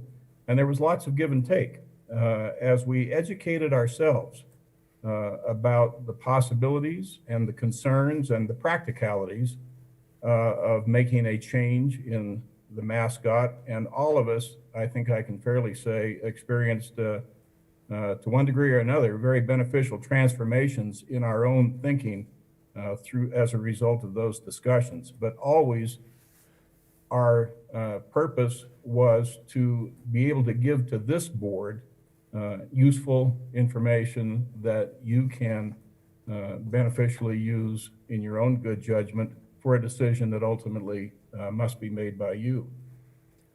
Our first meeting after we were contacted, and I think I didn't know anybody on the committee before we got together. And I think my only encounter with the principal, Lisa Delonis, was when she showed me the space on the wall at Pocatello High School where the class of 68 hung its composite class photo after our 50th reunion, which took place in 2018. But in any event, we immediately realized this is going to be a good committee to work with because people were thoughtful, cordial, and focused on the task at hand. The first meeting, I think, was September 28th, and we began to review submissions that had been made up to that point and continued. The requests for community submissions had gone out through a widely publicized array of media to submit ideas for the Mascot. Maybe Mrs. Delonis mentioned this, but ultimately I think there were 190 or so people that made submissions. Some were the same, some were similar, but it was a robust bit of input with respect to possible considerations for a replacement Mascot. So we began to review those submissions and continued to do so throughout the submission period, which lasted a good long while into October, well into, I think, near the end of October before it finally, around mid-October at least, until it finally was clear that we had all the submissions we were going to get, but we had a lot. So at the outset, the committee members agreed on several criteria to try to narrow down these submissions, again, for the benefit of this board. First, we said, can the idea be positively tied to Pocatello High School with a preference being given to tying to the Pocatello High School history of having been called the Pocatello High School Indians? We liked, as a committee, the idea of a narrative that can include the passing of the torch of responsibility or the passing of the legacy or a distinguished and respectful transition. Secondly, after a great deal of discussion, the committee decided we would eliminate from consideration any mascot in the form of people or things that symbolically were tied specifically to a group of people.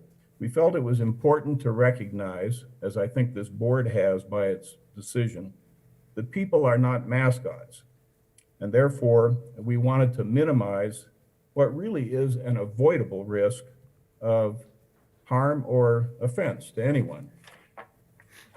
The committee decided that with respect to any animals that would be considered as mascots, we would want them to be, historically at least, native to this general area. Again, consistent with our thinking that a link to the history and the history of our area is an important part of this transition. Fourth, the committee decided that we should ensure that we had a thing as a mascot or attached to the mascot rather than just an idea or a feeling or a concept. We recognize the importance of imagery, and we felt that we should have something concrete rather than abstract, and I'll come back to that in a moment. Fifth, we considered the possible negatives or abuses that could come with a particular nickname or mascot. Now, we recognized early on, as in the course of those discussions, that finding a nickname or a mascot that's free of all negatives or free of all potentials for misuse or abuse may be unrealistic, but we felt we should at least try to be aware of and eliminate the ones that were readily or particularly problematic. And sixth, we wanted to preserve well-loved mottos and phrases that have been part of our school history and not diminish or preempt the positive impact of those mottos. And in that regard, I'm thinking specifically of Pokey Pride. As your board member, Mrs. Craner, will recall, we were in high school together when that phrase was first coined. It was in 1967. I was a junior, and a fellow named Joel Hardy was the student body president. I was the student body vice president. And in a surprise assembly, we gathered all of the trophies that were in the trophy room, put them behind the curtain on the stage, and then with a huge neon painted Indian head behind it, we opened the curtain, and that's where the phrase Pokey Pride came from.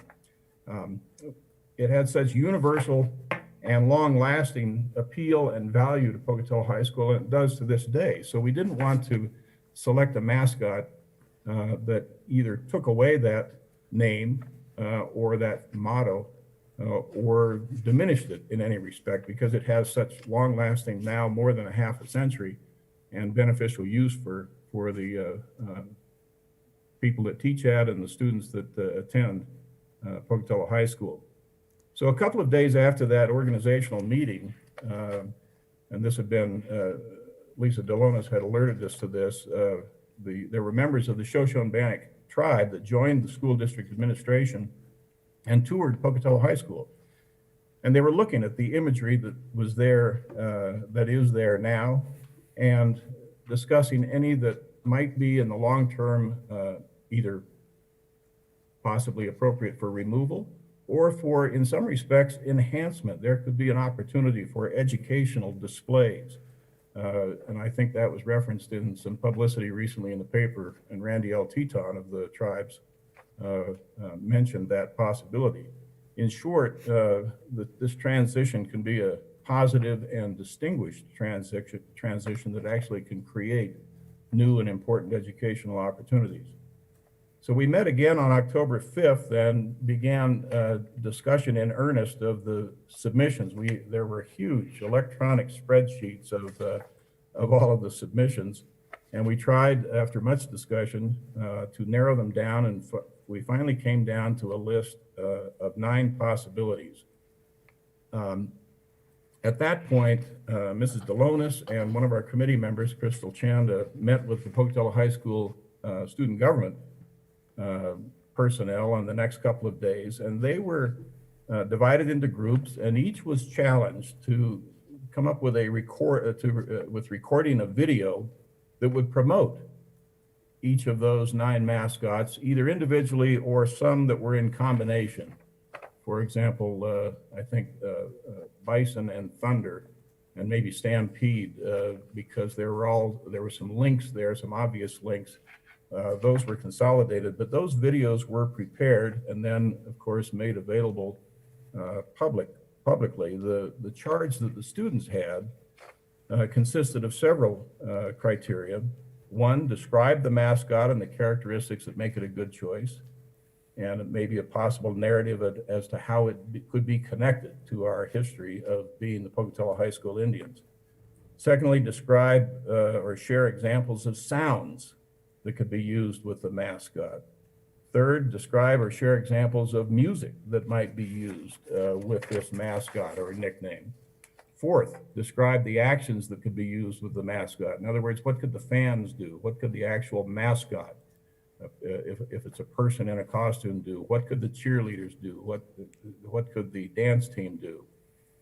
Fifth, share an idea of what we might call what are currently known as the Indianettes, if the mascot were chosen. Sixth, describe any mottos or phrases that might be used with that mascot. Seventh, share potential images of the mascot using our red and blue colors. And eighth, share with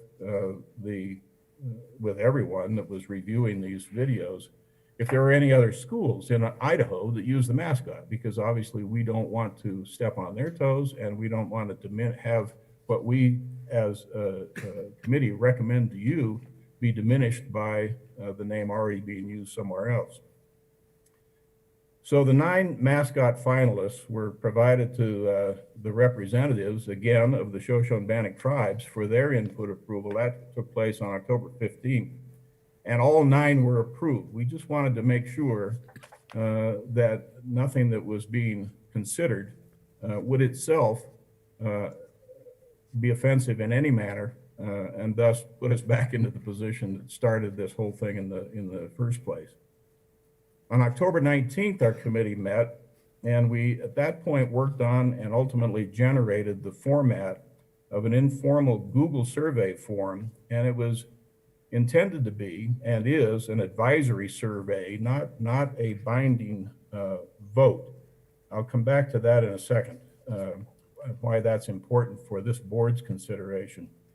On the next day, on October 20th, community members, alumni, current and future students were invited to provide input into that survey. It was widely publicized through social media and the Idaho State Journal as to how to access it. And the survey required the participants to select their top 3 choices from the 9 presented. And I'm going to come back to that in a second as well. The choices, and these are in alphabetical order, were bison, eagles, falcons, mountain lions, mustangs, phantoms, stampede, thunder, and wolves. Now let me just share a thought or two on the nature of the survey. This is what's called a voluntary response sample survey. We obviously, as a committee, didn't have a budget to hire a consultant to develop a statistically sophisticated representative sample, and indeed it's hard to even define what is a representative sample of the population that you want to survey. Is it current students only, all students, former students, future students? Is it community members generally? Is it alumni recently, old alumni? Is it geographically defined? Does it go beyond Pocatello because we have so many alumni, for example, that live in distant places? And would you exclude anyone who might participate in the survey for the purpose of promoting a particular mascot that they know that the would not be a good fit? Well, those are all imponderables. And so we proceeded with this form of survey, advisory survey, voluntary response survey, and in all voluntary response surveys, what you're likely to get are people that, number one, are interested in the topic, and number two, probably have fairly strong feelings one way or another. You see these kinds of voluntary response surveys in the newspaper and on the radio as well. But perhaps the greatest value of this was simply to get a general overall sense of whether certain suggested names or mascots could be readily discounted as likely contenders if they really were not of interest to this broad population at large, and as importantly, whether the suggestions that appeared to be rising to the top of the mascot review committee's thinking were at least generally consistent with the informal poll results. And that turned out to be the case.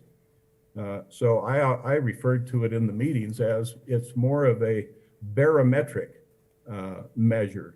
Are we headed in the right direction, or are we headed in the wrong direction? And the voluntary response survey seemed to reinforce very strongly that we were headed in the right direction. In fact, we got 3,514 responses on that survey. So it was a very robust response. At our November 2nd meeting, we then reviewed the results of that survey, and we have brought those to the school board. And I believe you have in your packet, I'm told, this page that's labeled results of the survey at the top. Subject to the limitations on the results of a voluntary response kind of survey, this sets forth kind of the raw data from that advisory poll as to on the 9 names that had been presented. There's 3 columns there: first choice, second choice, and then third choice. Looks like the caption dropped down below the second choice column, but the third column at least is the third choice. Then below that is a matrix where of the 9, we then looked at the top 4, because after the top 4 in terms of the rank order, it seemed to fall off quite a bit. And so we, as a committee, focused our attention on the top 4. Now, one thing that the committee recognized immediately was that, for example, the words bison and thunder have sort of an obvious imagery link, and bison and thunder could actually be interchangeable in some sense and or used in conjunction with each other. For example, a bison name with a mascot bison named Thunder, or a Pocatello the name for the school would be the Pocatello High School Thunder with a bison mascot.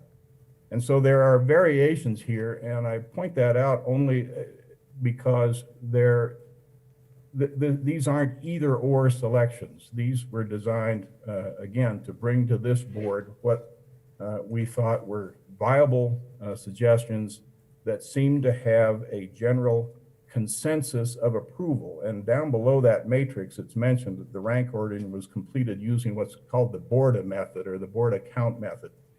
And that's simply done by taking, giving the first choices 3 points each, second choices 2 points each, and the third choice 1 point each, so that you then, and that kind of methodology is in fact designed to identify general consensus.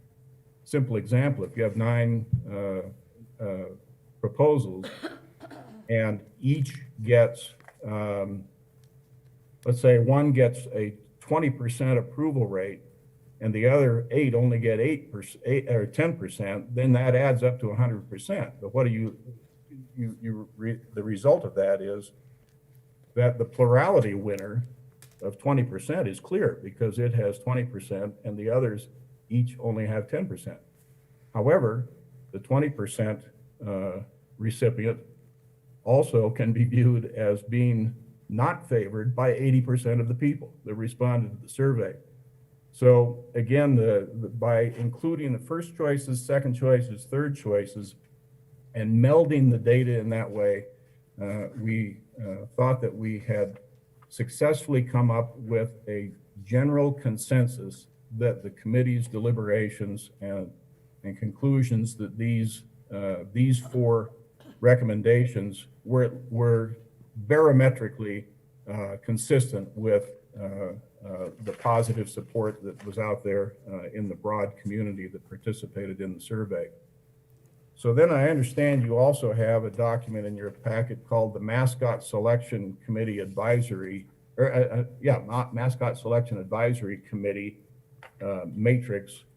And I won't go through all of that except to simply point out that this was the committee's effort to take the various criteria that we had established and then develop for this board's consideration a matrix of the considerations that would go along with each of those criteria. For example, under bison, it's a powerful image, it's a majestic image. Down below, it could be used for the passing of the torch kind of narrative in this transition, because I think we can all agree that the American bison and the Native American culture is historically as closely linked as it could be. Phantoms, the second one, is an interesting one because that's a bit of an outlier in terms of the narrative tied to Native Americans, but it had sufficient support and in the number of people that initially had presented it that we thought, well, we're not in a position as a committee to deprive this board of the consideration of that name. There's the lore of Pocatello High School being haunted and probably promoted by such TV shows as Ghost Hunters.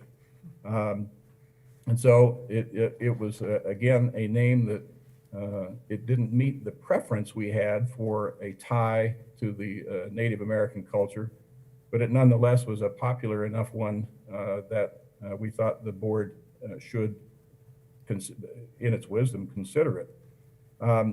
Thunder was also among those four, and of course it's a powerful force of nature. In fact, I told the committee when this name came up and was discussed, there's a line out of the Notre Dame fight song, which goes, "Cheer, cheer for old Notre Dame." You'll recognize the tune for other uses that Pocatello High School has put to it over the years. But there's one line in it that always caught my attention. It says, "Send a volley cheer on high, shake down the thunder from the sky." And I always thought that was a compelling lyric. But in any event, again, the sound effects of the herd, the sound effects of stomping feet, the lighting effects of creating lightning, those were all positive characteristics that the committee thought should be considered by this board. And wolves, then the fourth one, again, has those positive characteristics of intelligence and social cohesiveness. Could certainly fit with the passing of the torch type narrative and the Native American heritage. And so finally, and again, all of the data is there, and you can review those comments from the committee. And then finally, there was another document that we didn't prepare, but I think it's in your packet. It's the PHS student government pros and cons, and my understanding is that the student government leaders were given these four names and came up with their own matrix of the pros and the cons of each of them. And so that chart is there for your consideration as well. So do you have any questions for me? Otherwise, I think I'm close to wrapping up. Questions? I was wondering about Talk. Mr. Patel, yeah, thank you. We got a email from a patron, and it was, Boy, I'm having trouble hearing. I apologize. I can't hear what's being okay, said. I say we had an email from a patron who suggested maybe bringing the community together in the gym with students doing this presentation because they felt that it hadn't been publicized as much as, you know, as she thought it could be. And, you know, in the effort to gain as much support for this as we can, because I think we're looking at a future levy in March, and it concerns me that we see a lot of opposition at this point, and I'm afraid it would carry over into that levy election. Well, my concern here too is, you know, somehow, well, these always come down to the board, you know, and the board takes the heat for it all, truthfully. No, we do.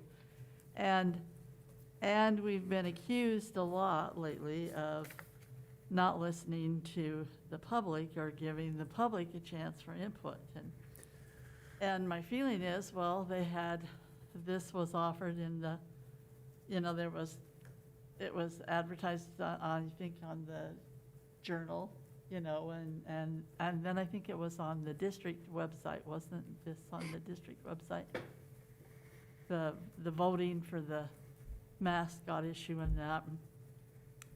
And I'm concerned about, you know, when I saw some of these requests from people to have more community input on this, and you ask yourselves, you know, well, how much community input do we take? And yet, if the community's not feeling that we're listening, I think we need to try to do what we can to help them see the process and understand it better. I think we need to step back a little and give them a chance. And I'm thinking some of these people I probably heard from probably aren't good on computers. I don't mean that derogatory, you know, but they might not be real adaptable on computers, or maybe some don't even have access, you know, to that type of input, you know, to give. And so when this one suggestion I think that Paul got, I got too, and they did suggest, well, with COVID, about the idea of maybe allowing a night or something in the gym at Pokie High where these students, these representatives or something, might be able to present their video presentations. I haven't seen all of the video presentations. I've seen some because those didn't come across in our board docs. But and then have the chance to go through and see those where you limit the number of people who can come in at a time or something with COVID or something. Give them a chance to go through, look at these, and then a place or a chance where they could vote that night, you know, on their preference. And I don't know if maybe we could limit that to what they would vote to, you know, the number of, like you've given us a list, you know, of how the results that you got back in. I think we can maybe utilize that, but let the public go through and express their opinion and see what we get. I mean, that's what I would like to do before I voted as a board member, definitely on one of these ideas. I mean, I have a preference of probably right now of everything you've presented of what I would like, you know, or what are some of the things, and so I just feel that we still need to give some of these people a chance to have further input from the public. And I don't know, I'm anxious to hear anybody else's comments with that, Mr. Burnett or Ms. Delonis, you know, because it is a real problem in our community right now. Ms. Delonis? I know that we got 3,514 people did go in and, you know, we'll say vote, you know, loose term, which is I think the committee felt was a gigantic number. You know, I know that we've had some elections where we don't have that many people show up to vote for, you know, certain things. So, you know, we felt that 3,514 people going in and saying, these are how we would choose was significant. I think, you know, I'm not opposed to having, you know, an opportunity for people that weren't able to go electronically to come into the building and to physically view the videos in the building. I think, you know, we've got restrictions for how many people we could have, so Right. we'd have to figure that out. And with basketball season, you've got practice every day and games every day. I mean, it's pretty difficult, but, you know, we could look at a calendar and we could say, hey, you know, we could, or maybe we wouldn't have to do it in the gym. Maybe we could do it, I don't know. You know, if you want one set night, you know, maybe we could set up something on the stage where they came across the stage and they viewed and viewed and viewed and then exited, because you'd need to have an entrance and an exit. Right. But I'm not 100% sure Pocatello High School would even be the ideal location. It's pretty difficult for people to figure out where to park and how to get in with all the construction. You've got to walk pretty much all the way, you know, where you would normally park, you walk. There's no way to get into the building from the main side. You have to, you know, and we've got winter We can approaching, maybe so. find a better place to do that, to offer that. I did have another question too on your survey. One thing I always worry about on surveys on anything on social media is, how can you tell if people only vote once or vote numerous times? Or if it's just, if, I saw what you know, are you a member of Sure. an alumni or blah, blah, blah, and I saw that, but people could still go in and put, you know, the validity of that could be questionable, you know? Correct, which is why we hesitated to say it's a vote where, you know, the one with the most, you know, Right. input wins, because you can't, unless you're going to pay for a service that will verify every email. You know, if a person has 3 emails, they can go in and vote 3 times. You know, so if you were passionate enough about it to, you know, to go in and register, and you own 3 different emails, you could certainly go in and vote more than once. So, you know, do I think that happened? Probably. So it really, as Mr. Burnett said, it's really more, we were looking at it as more of steering the attention to a few top candidates. So that you could say, well, out of 3,500 pieces of data, the majority of those are pointing you in looking at these top 4 candidates. The majority of, you know, because there was such a significant drop-off, really even between the third I saw that. down, you know, that it was really sort of steering you to look at, and then perhaps to look at a criteria rather than, you know, a true vote, because it's not really a vote. It's just input on, these are the top ones that sort of rose to the top. And then, you know, what criteria is important to the board? You know, what criteria is important to have as a mascot of a school, and then, you know, vetting them those yourself. Does, you know, one by one, do these meet the criteria of what we would want in a mascot? So. If I may add just a couple of comments to that, that with respect to the survey, you've identified an issue. There could have been multiple votes, but at least they would have had to have come from unique email addresses. That's why we required that. So that the same person couldn't go in and simply vote over and over and over and over again. But at least it would be limited to a single email address casting a single vote. So to the extent to which people had multiple email addresses, I don't know and can't know.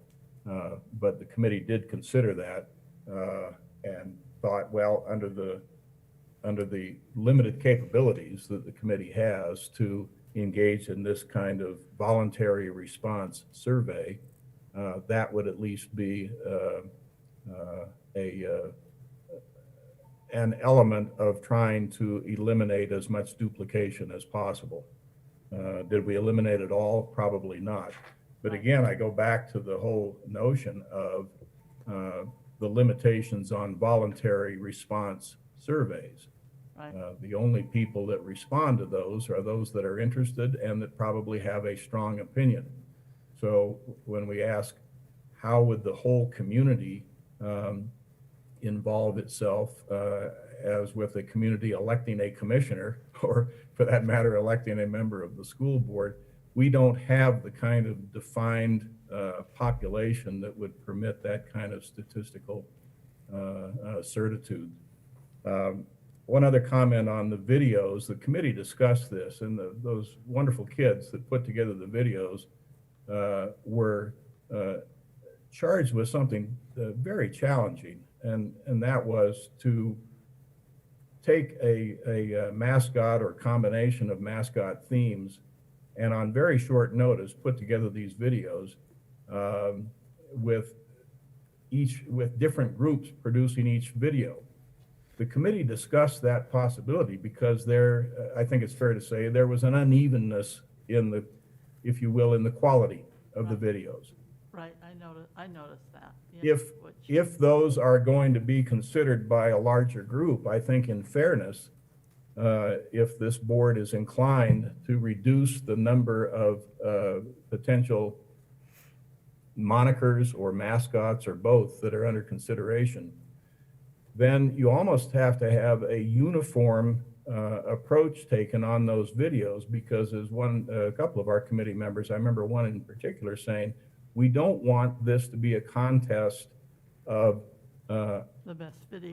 Hollywood cinematography versus versus a much lower quality video.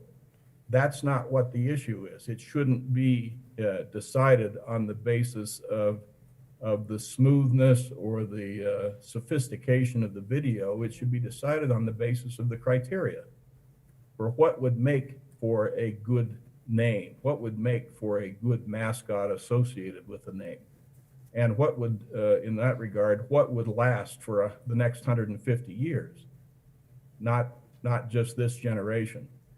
So I mention that just as one of the committee's deliberations and one of the cautions that promotions done by different people associated with the different mascots will inevitably result in an unevenness of presentation quality, which may detract from this board's deliberations as to the quality of the theme or the mascot itself. Mrs. Delonis, a couple of your committee members would also like to share a couple thoughts, I believe. You can just join me up here. Zach, you want to come on up? Thank you for the opportunity to speak. My name is Patty Killian, and I'm new to Pocatello High School. My daughter graduated from Century High School in 2018, but my son attends Pocatello High School by choice. We actually live in the Highland District, so we're very passionate about Pokie High right now. He's an athlete and a student, a very good student, and I was so honored to be asked by Mrs. Delonis to be part of this committee. Like you said, this is a very hot topic in our community right now, and we were charged with the really difficult job of taking community input and weeding through it with our criteria. I felt like we did a fantastic job of involving the community, actually. We gave them a month That was well advertised through the student body, through social media, through the Idaho State Journal, through your district website, and word of mouth, to give us your feedback. Let us know what you think. Let us know what your ideas are for this mascot. And we got, maybe Mrs. Delonis remembers the number. 190 submissions.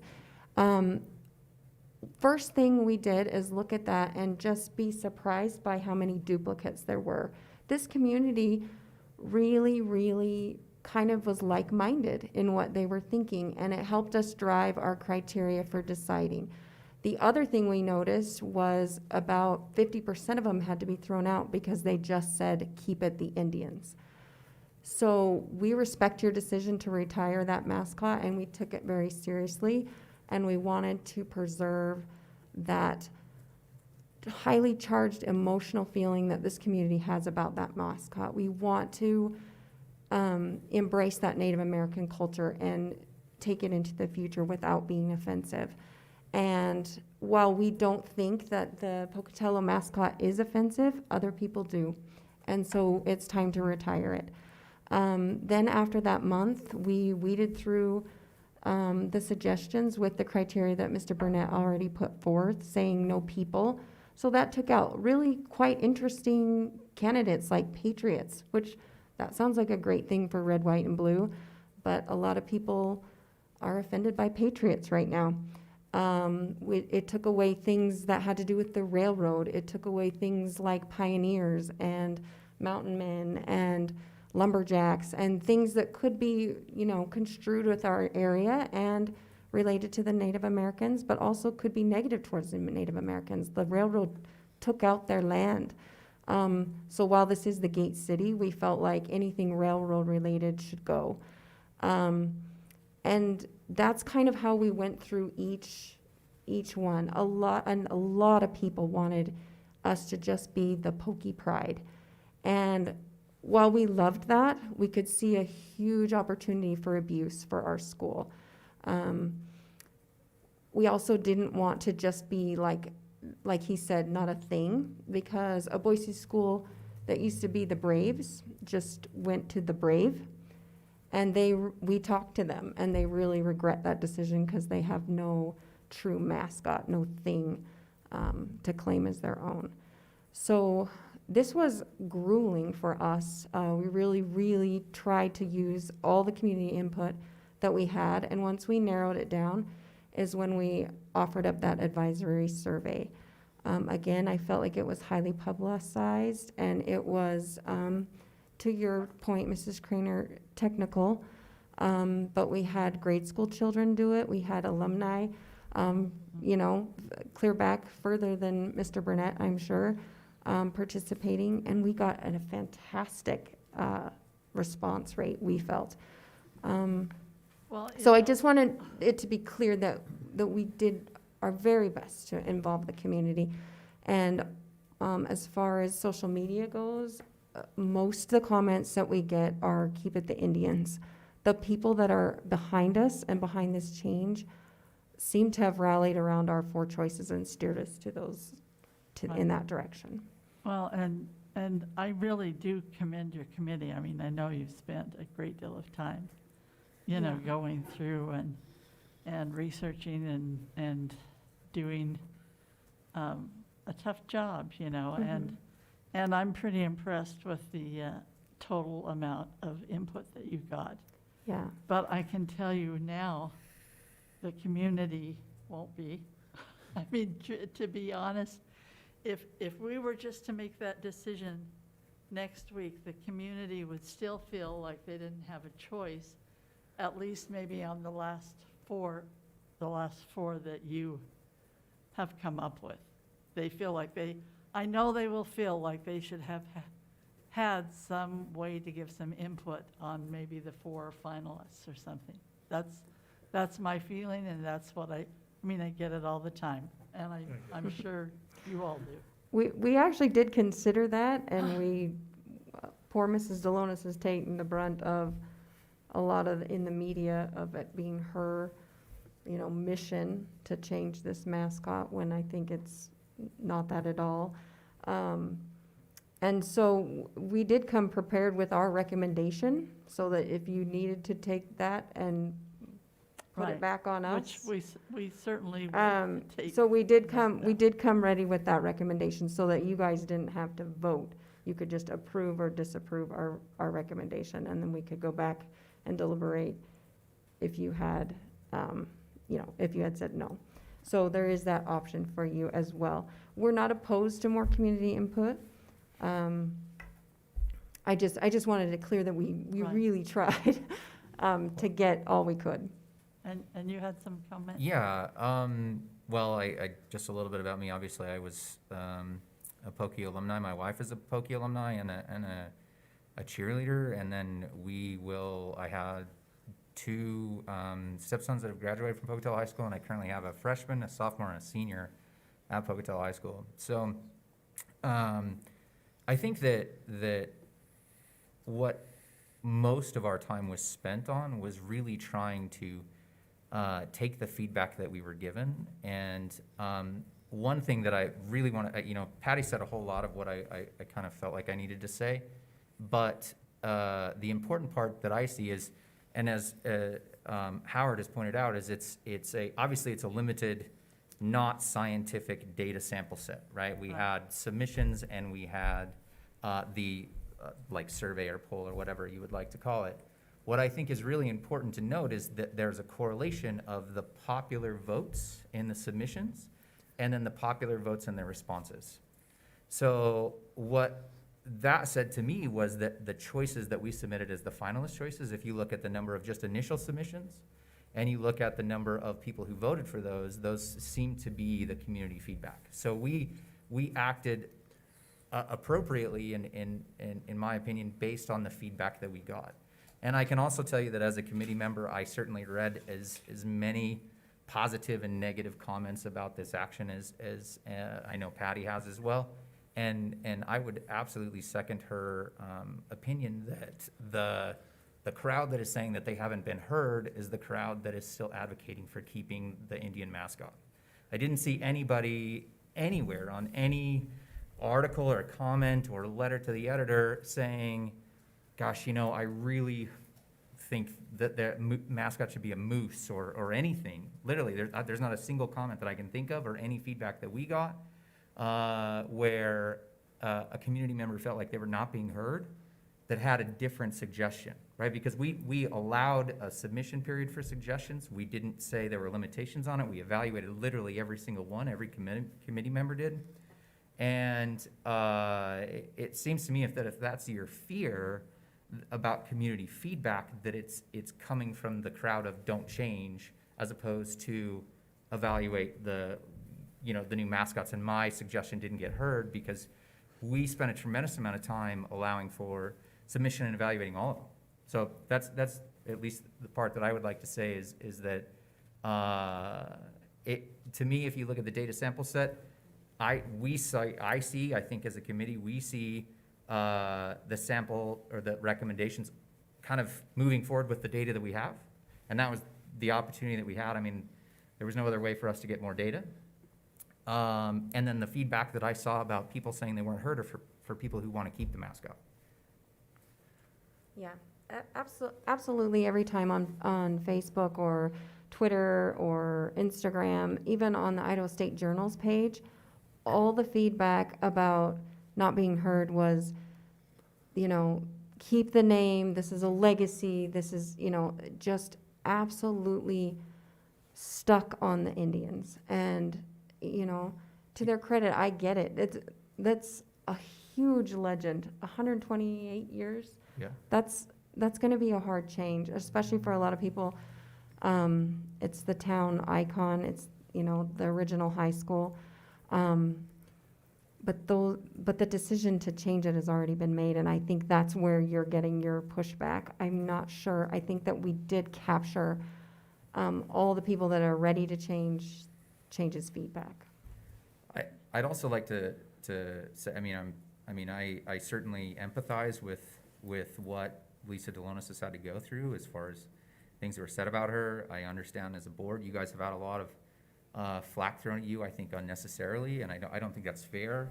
But I also want to point out that you know, to me, the meetings were, or I mean, the videos were really telling to see how quickly the kids responded. And I mean, we're the parents that are involved in this, and so we get to hear the feedback from students, we get to hear the feedback from kids that are involved. And I was just so impressed. Like, I mean, as we can see that adults can be kind of ugly and negative and complain and say things aren't fair, what is really, I think, telling and positive is that the kids have moved on. So you talk to the students, you talk to a lot of them, you listen to the presentations, you watch the videos, they're okay with it. And I think that that's an important thing to note too, because I graduated a long time ago. And so did the other people on the board, and a lot of the people that are really upset, they graduated a lot longer than I have ago. So, and truly a Mascot is for, I mean, my pride and my experience at Pocatello High School or my family's, it's not gonna change. It just changes with the future generations, and they've shown us that they're ready for it. Board members, if I may, going back to Mr. Burnett's comments earlier, and we certainly cannot take away from the work of the committee, but as Mr. Burnett pointed out, this is an advisory committee, and if the board feels strongly, perhaps they could take the top 4 as presented earlier, and you know, you could look at it as kind of a primary election, if you will, and then get into the generals if you wanted to go limit this down to, say, 4, if you wanted to do some kind of a branding type of campaign in addition to the videos. Maybe there's an opportunity, as Howard pointed out, that we could make the videos more uniform, that we could see some artwork come out of, you know, and I know the timing is tough, Mrs. Delanis, because your learners are only there approximately every other day, but perhaps in the off hours, you know, that this could be an extended assignment, an enriching type assignment, or just those who are interested, perhaps. But maybe there's something, you know, the physical distancing is certainly tough in our time right now, and so things may need to be more focused on a media campaign, and I know that's difficult, Mrs. Craner, for some. But maybe we could have those available. We could promote them. Mrs. Fisher, we could put them here in the, you know, in the lobby area for people who don't have access, and they could come in. So we could extend this out a little bit further, get some more input. You know, there are some, I'll just call them onesies, twosies, you know, from about that 5th category on down. But if we put those back into the mix, where will they land? And the board would have an opportunity to look at something. I will tell you that as far as looking at some uniforms and some of the equipment, supplies, the rebranding would need to really be in place probably by early February, at least if we had a mascot at that point, and then whoever the board commissions to do some of that work to take that idea and run with it. And we can have those things in place before the next school year, at least. So that is my suggestion for you to consider. And I did like the thought too of the combining of some. Mr. Burnett had mentioned about how they, some were, I noticed that when I went through the things, some were combined. That was pretty, that was pretty interesting to me too. Yeah, and we did consider bringing that to you today, Dr. Howell, but we worried about spending so much time and effort on artwork that may not be the final product, and somebody voting for something, and then it ended up not at all looking like that.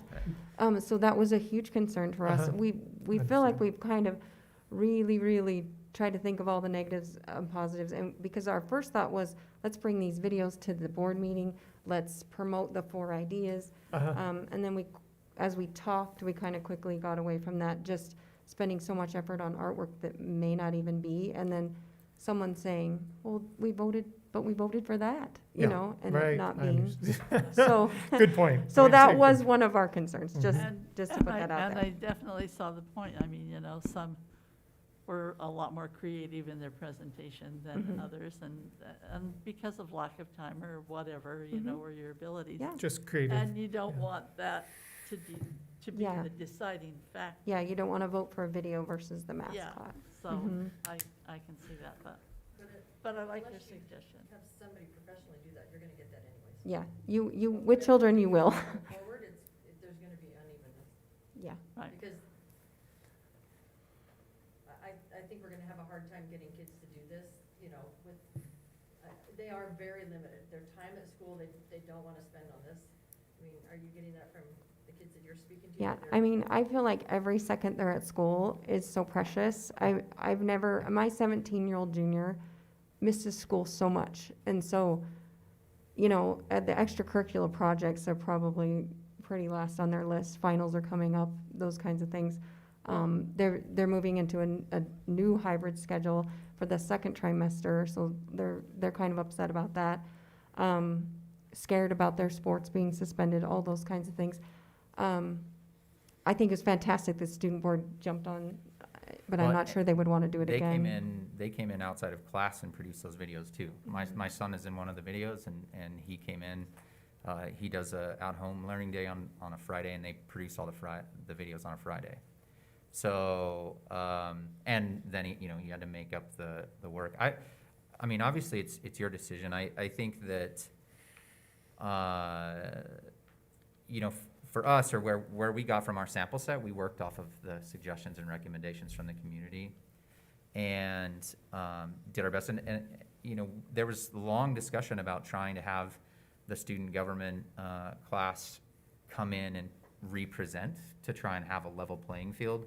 And I think for us, based on timing, and again, which student does what presentation, we really struggled with trying to make it fair. As you guys had said, because if you're gonna judge it solely on, well, this video presentation is exciting and the other one is not, I don't know if that's the case. So we tried to take a step back and evaluate the mascot on its merits, its ability to be something of pride for the community, its relationship to Native American culture, it's not in a place where it would demean or degrade a group of people. And so then that's what we try to do, is evaluate that, as opposed to this video presentation is better and this artwork is better, or they played a theme song in this video. I think that was really tough for us, because that's going to skew that vote or skew that decision making. And so we tried to look at the overall mascot and what the benefits were, and that's why we came with the recommendations that we did. Yeah, Well, and and we I- actually, we actually came with a recommendation that combined 2 of the 4. That was our ultimate Yes. decision, unanimous across our committee. So if you wanted to hear that, we're happy to share, or if you want it to completely be on your, Well, on I your think plate. we could take Dr. Howell's suggestion, and we can work on that presentation, and take your suggestions that you've come with, Yeah. and if we decide to do that and that we can do that we can fix that so it's in a uniform way, a uniform manner, that we present it somewhat in a uniform. Yeah, manner. even as I look at the summary sheet of these top 4 choices that Mr. Burnett presented, I think those are important elements to each one of the characteristics or attributes, and that alone would help me focus. At least it did today, and I thought, oh, I really like that. So without going into any depth, but So we the, could come up, something along those lines, and I think that would be fair and. yeah, Mrs. Fisher would help us put that together, and if the committee was willing and student government to continue to be involved, we would love your help and support. Sure. Well, But- and I don't want to take too much time away from them. either. Right, and that's why I said it would be kind of an enrichment type activity, because we don't want to take away from the general studies or curriculum that's already being presented at the school. So we know that would come with some extra work, but perhaps there are some involved that are more passionate about one or the other that would want to come forward and do just a little more. Okay. So I just got the sense that the board wasn't ready to make a decision next week, so I just present that to you, and I think we could take a little bit of that and give you some time and give our community some time as well. I'm fine with that. Thank you. Mm-hmm. Yeah. Thank you Thank for you. all your hard work. Okay, Mr. Mattson, we have one more item on the agenda today. Thank you. We sure do. Thank you, Mr. Burnett. Yes, thank you for letting me participate. Absolutely. All right. And I feel like good luck. We leave it to your sound judgment. Thank you very much. I feel like I need to get you guys up stretched and Just go fast. awake. Just review where we were and where we need to be. All right, I presented to you some guidelines due to Governor Little's, stage 3 recommendations. And in that, I included, what happened was there were several schools in our area that produced a waiver to our health department director. And in that waiver, it talked about doing a certain percentage of the auditoriums and the gyms rather than going off of the 50. And in Governor Little's stage 3, it did say that you could produce an exemption to your health department. And so she gave me a heads up and said that there was 4 schools that did that and that they were going to get accepted. And then we contacted Idaho Falls area, and there's about 5 schools over there, so then it just kind of went rampant. So the ADs got together, and we are, it went from 25% to 20% that these schools had asked for exemption. We went the lowest route at 15%. So we asked the health department that if we put some things in place, some requirements of, and I listed them under the guidelines there, standalone hand sanitizer, clear the gym after each event, make sure we're temperature checking the workers, clean touch points, require masks, require social distancing, do e-ticket purchase, and all these kinds of things. Could we do 15%? And it did get approved. So that's what this new guideline is it actually breaks it down. And, you talked about gathering in a gym. The most we could gather in the Palace is 310. So that's not a huge gathering for an event like you were talking about with the mascots, but it's a lot bigger than the 50 that we were gonna, first start off with. This does not include the cheerleaders are gonna be part of that number, so we are gonna allow cheerleaders to come to the events and things like that. We are not gonna change the middle school. We're gonna stick to the 50 at the middle school because of our gym space, that it wouldn't probably hit 50 in some of the middle schools. So we're gonna keep it so that it's standard at all the middle schools. It's working what they're doing, with home fans being allowed in, and then using the GoPros. I don't know if you guys ever noticed on our district website, you can view all the games through the athletic directors doing the GoPros. So I inserted there the exemption waiver that I wrote and the guidelines. Does anybody have any questions for me? I just had one question. Okay. I'm wondering your plan for those people that has to do with mask wearing. Because it said they have to continue to wear their mask in there. And I can't tell you the number of events I go to, and they take their mask off when they get in there. So what's your plan if they take their mask off? And I gotta tell you, my ADs it was tough to allow the 15%. Our plan is to approach them and ask them please to put their mask on, or they would have to leave the event. I'm not wanting to my ADs to get any confrontation. And I'm gonna be bluntly honest with you, the SRO said they're not gonna do anything. So if we do have a spectator, we'll probably, if we have a spectator that continues not to wear their mask, we would probably go the route of, presenting them with a letter that they would be exempt to come to the sporting events, and that we would go through that route. But it's gonna be tough, and it was hard because we're doing this for the kids. We truly are, and we're doing it for the fans. This is 10 times the work. We spent 3 hours today, 4 hours last week, trying to figure out the e-ticket. It's 10 times the work. So I agree with you. It's going to be tough, but we're willing to give it a shot. And that's about all you can do, I guess. Is Absolutely. name or get their 1 name. week at a time. But I don't, I don't see us stopping an event. I don't see us having a big confrontation. We'll probably just present them with a letter And- uninviting them to any further events. Yeah. Does that mean a trespass? Is that what that's Yes. called? It could be essentially. And we did yeah. get support for Mhm. that. We did get support. Yeah, Yeah, yeah. okay. Okay. And this is tough, so yes.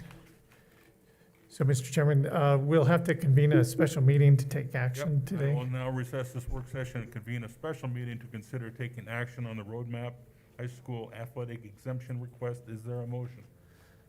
Is there a specific, is it written? Say we, It's right there. Okay, well, I just got out. Are you out of yours? yep. Okay, I got Oh, it. do you have yours? I got it. Okay. I hereby move that the board approve, whoops, Did we get in a special meeting first? yeah, we Yeah. are. Okay. He did. Okay, so we need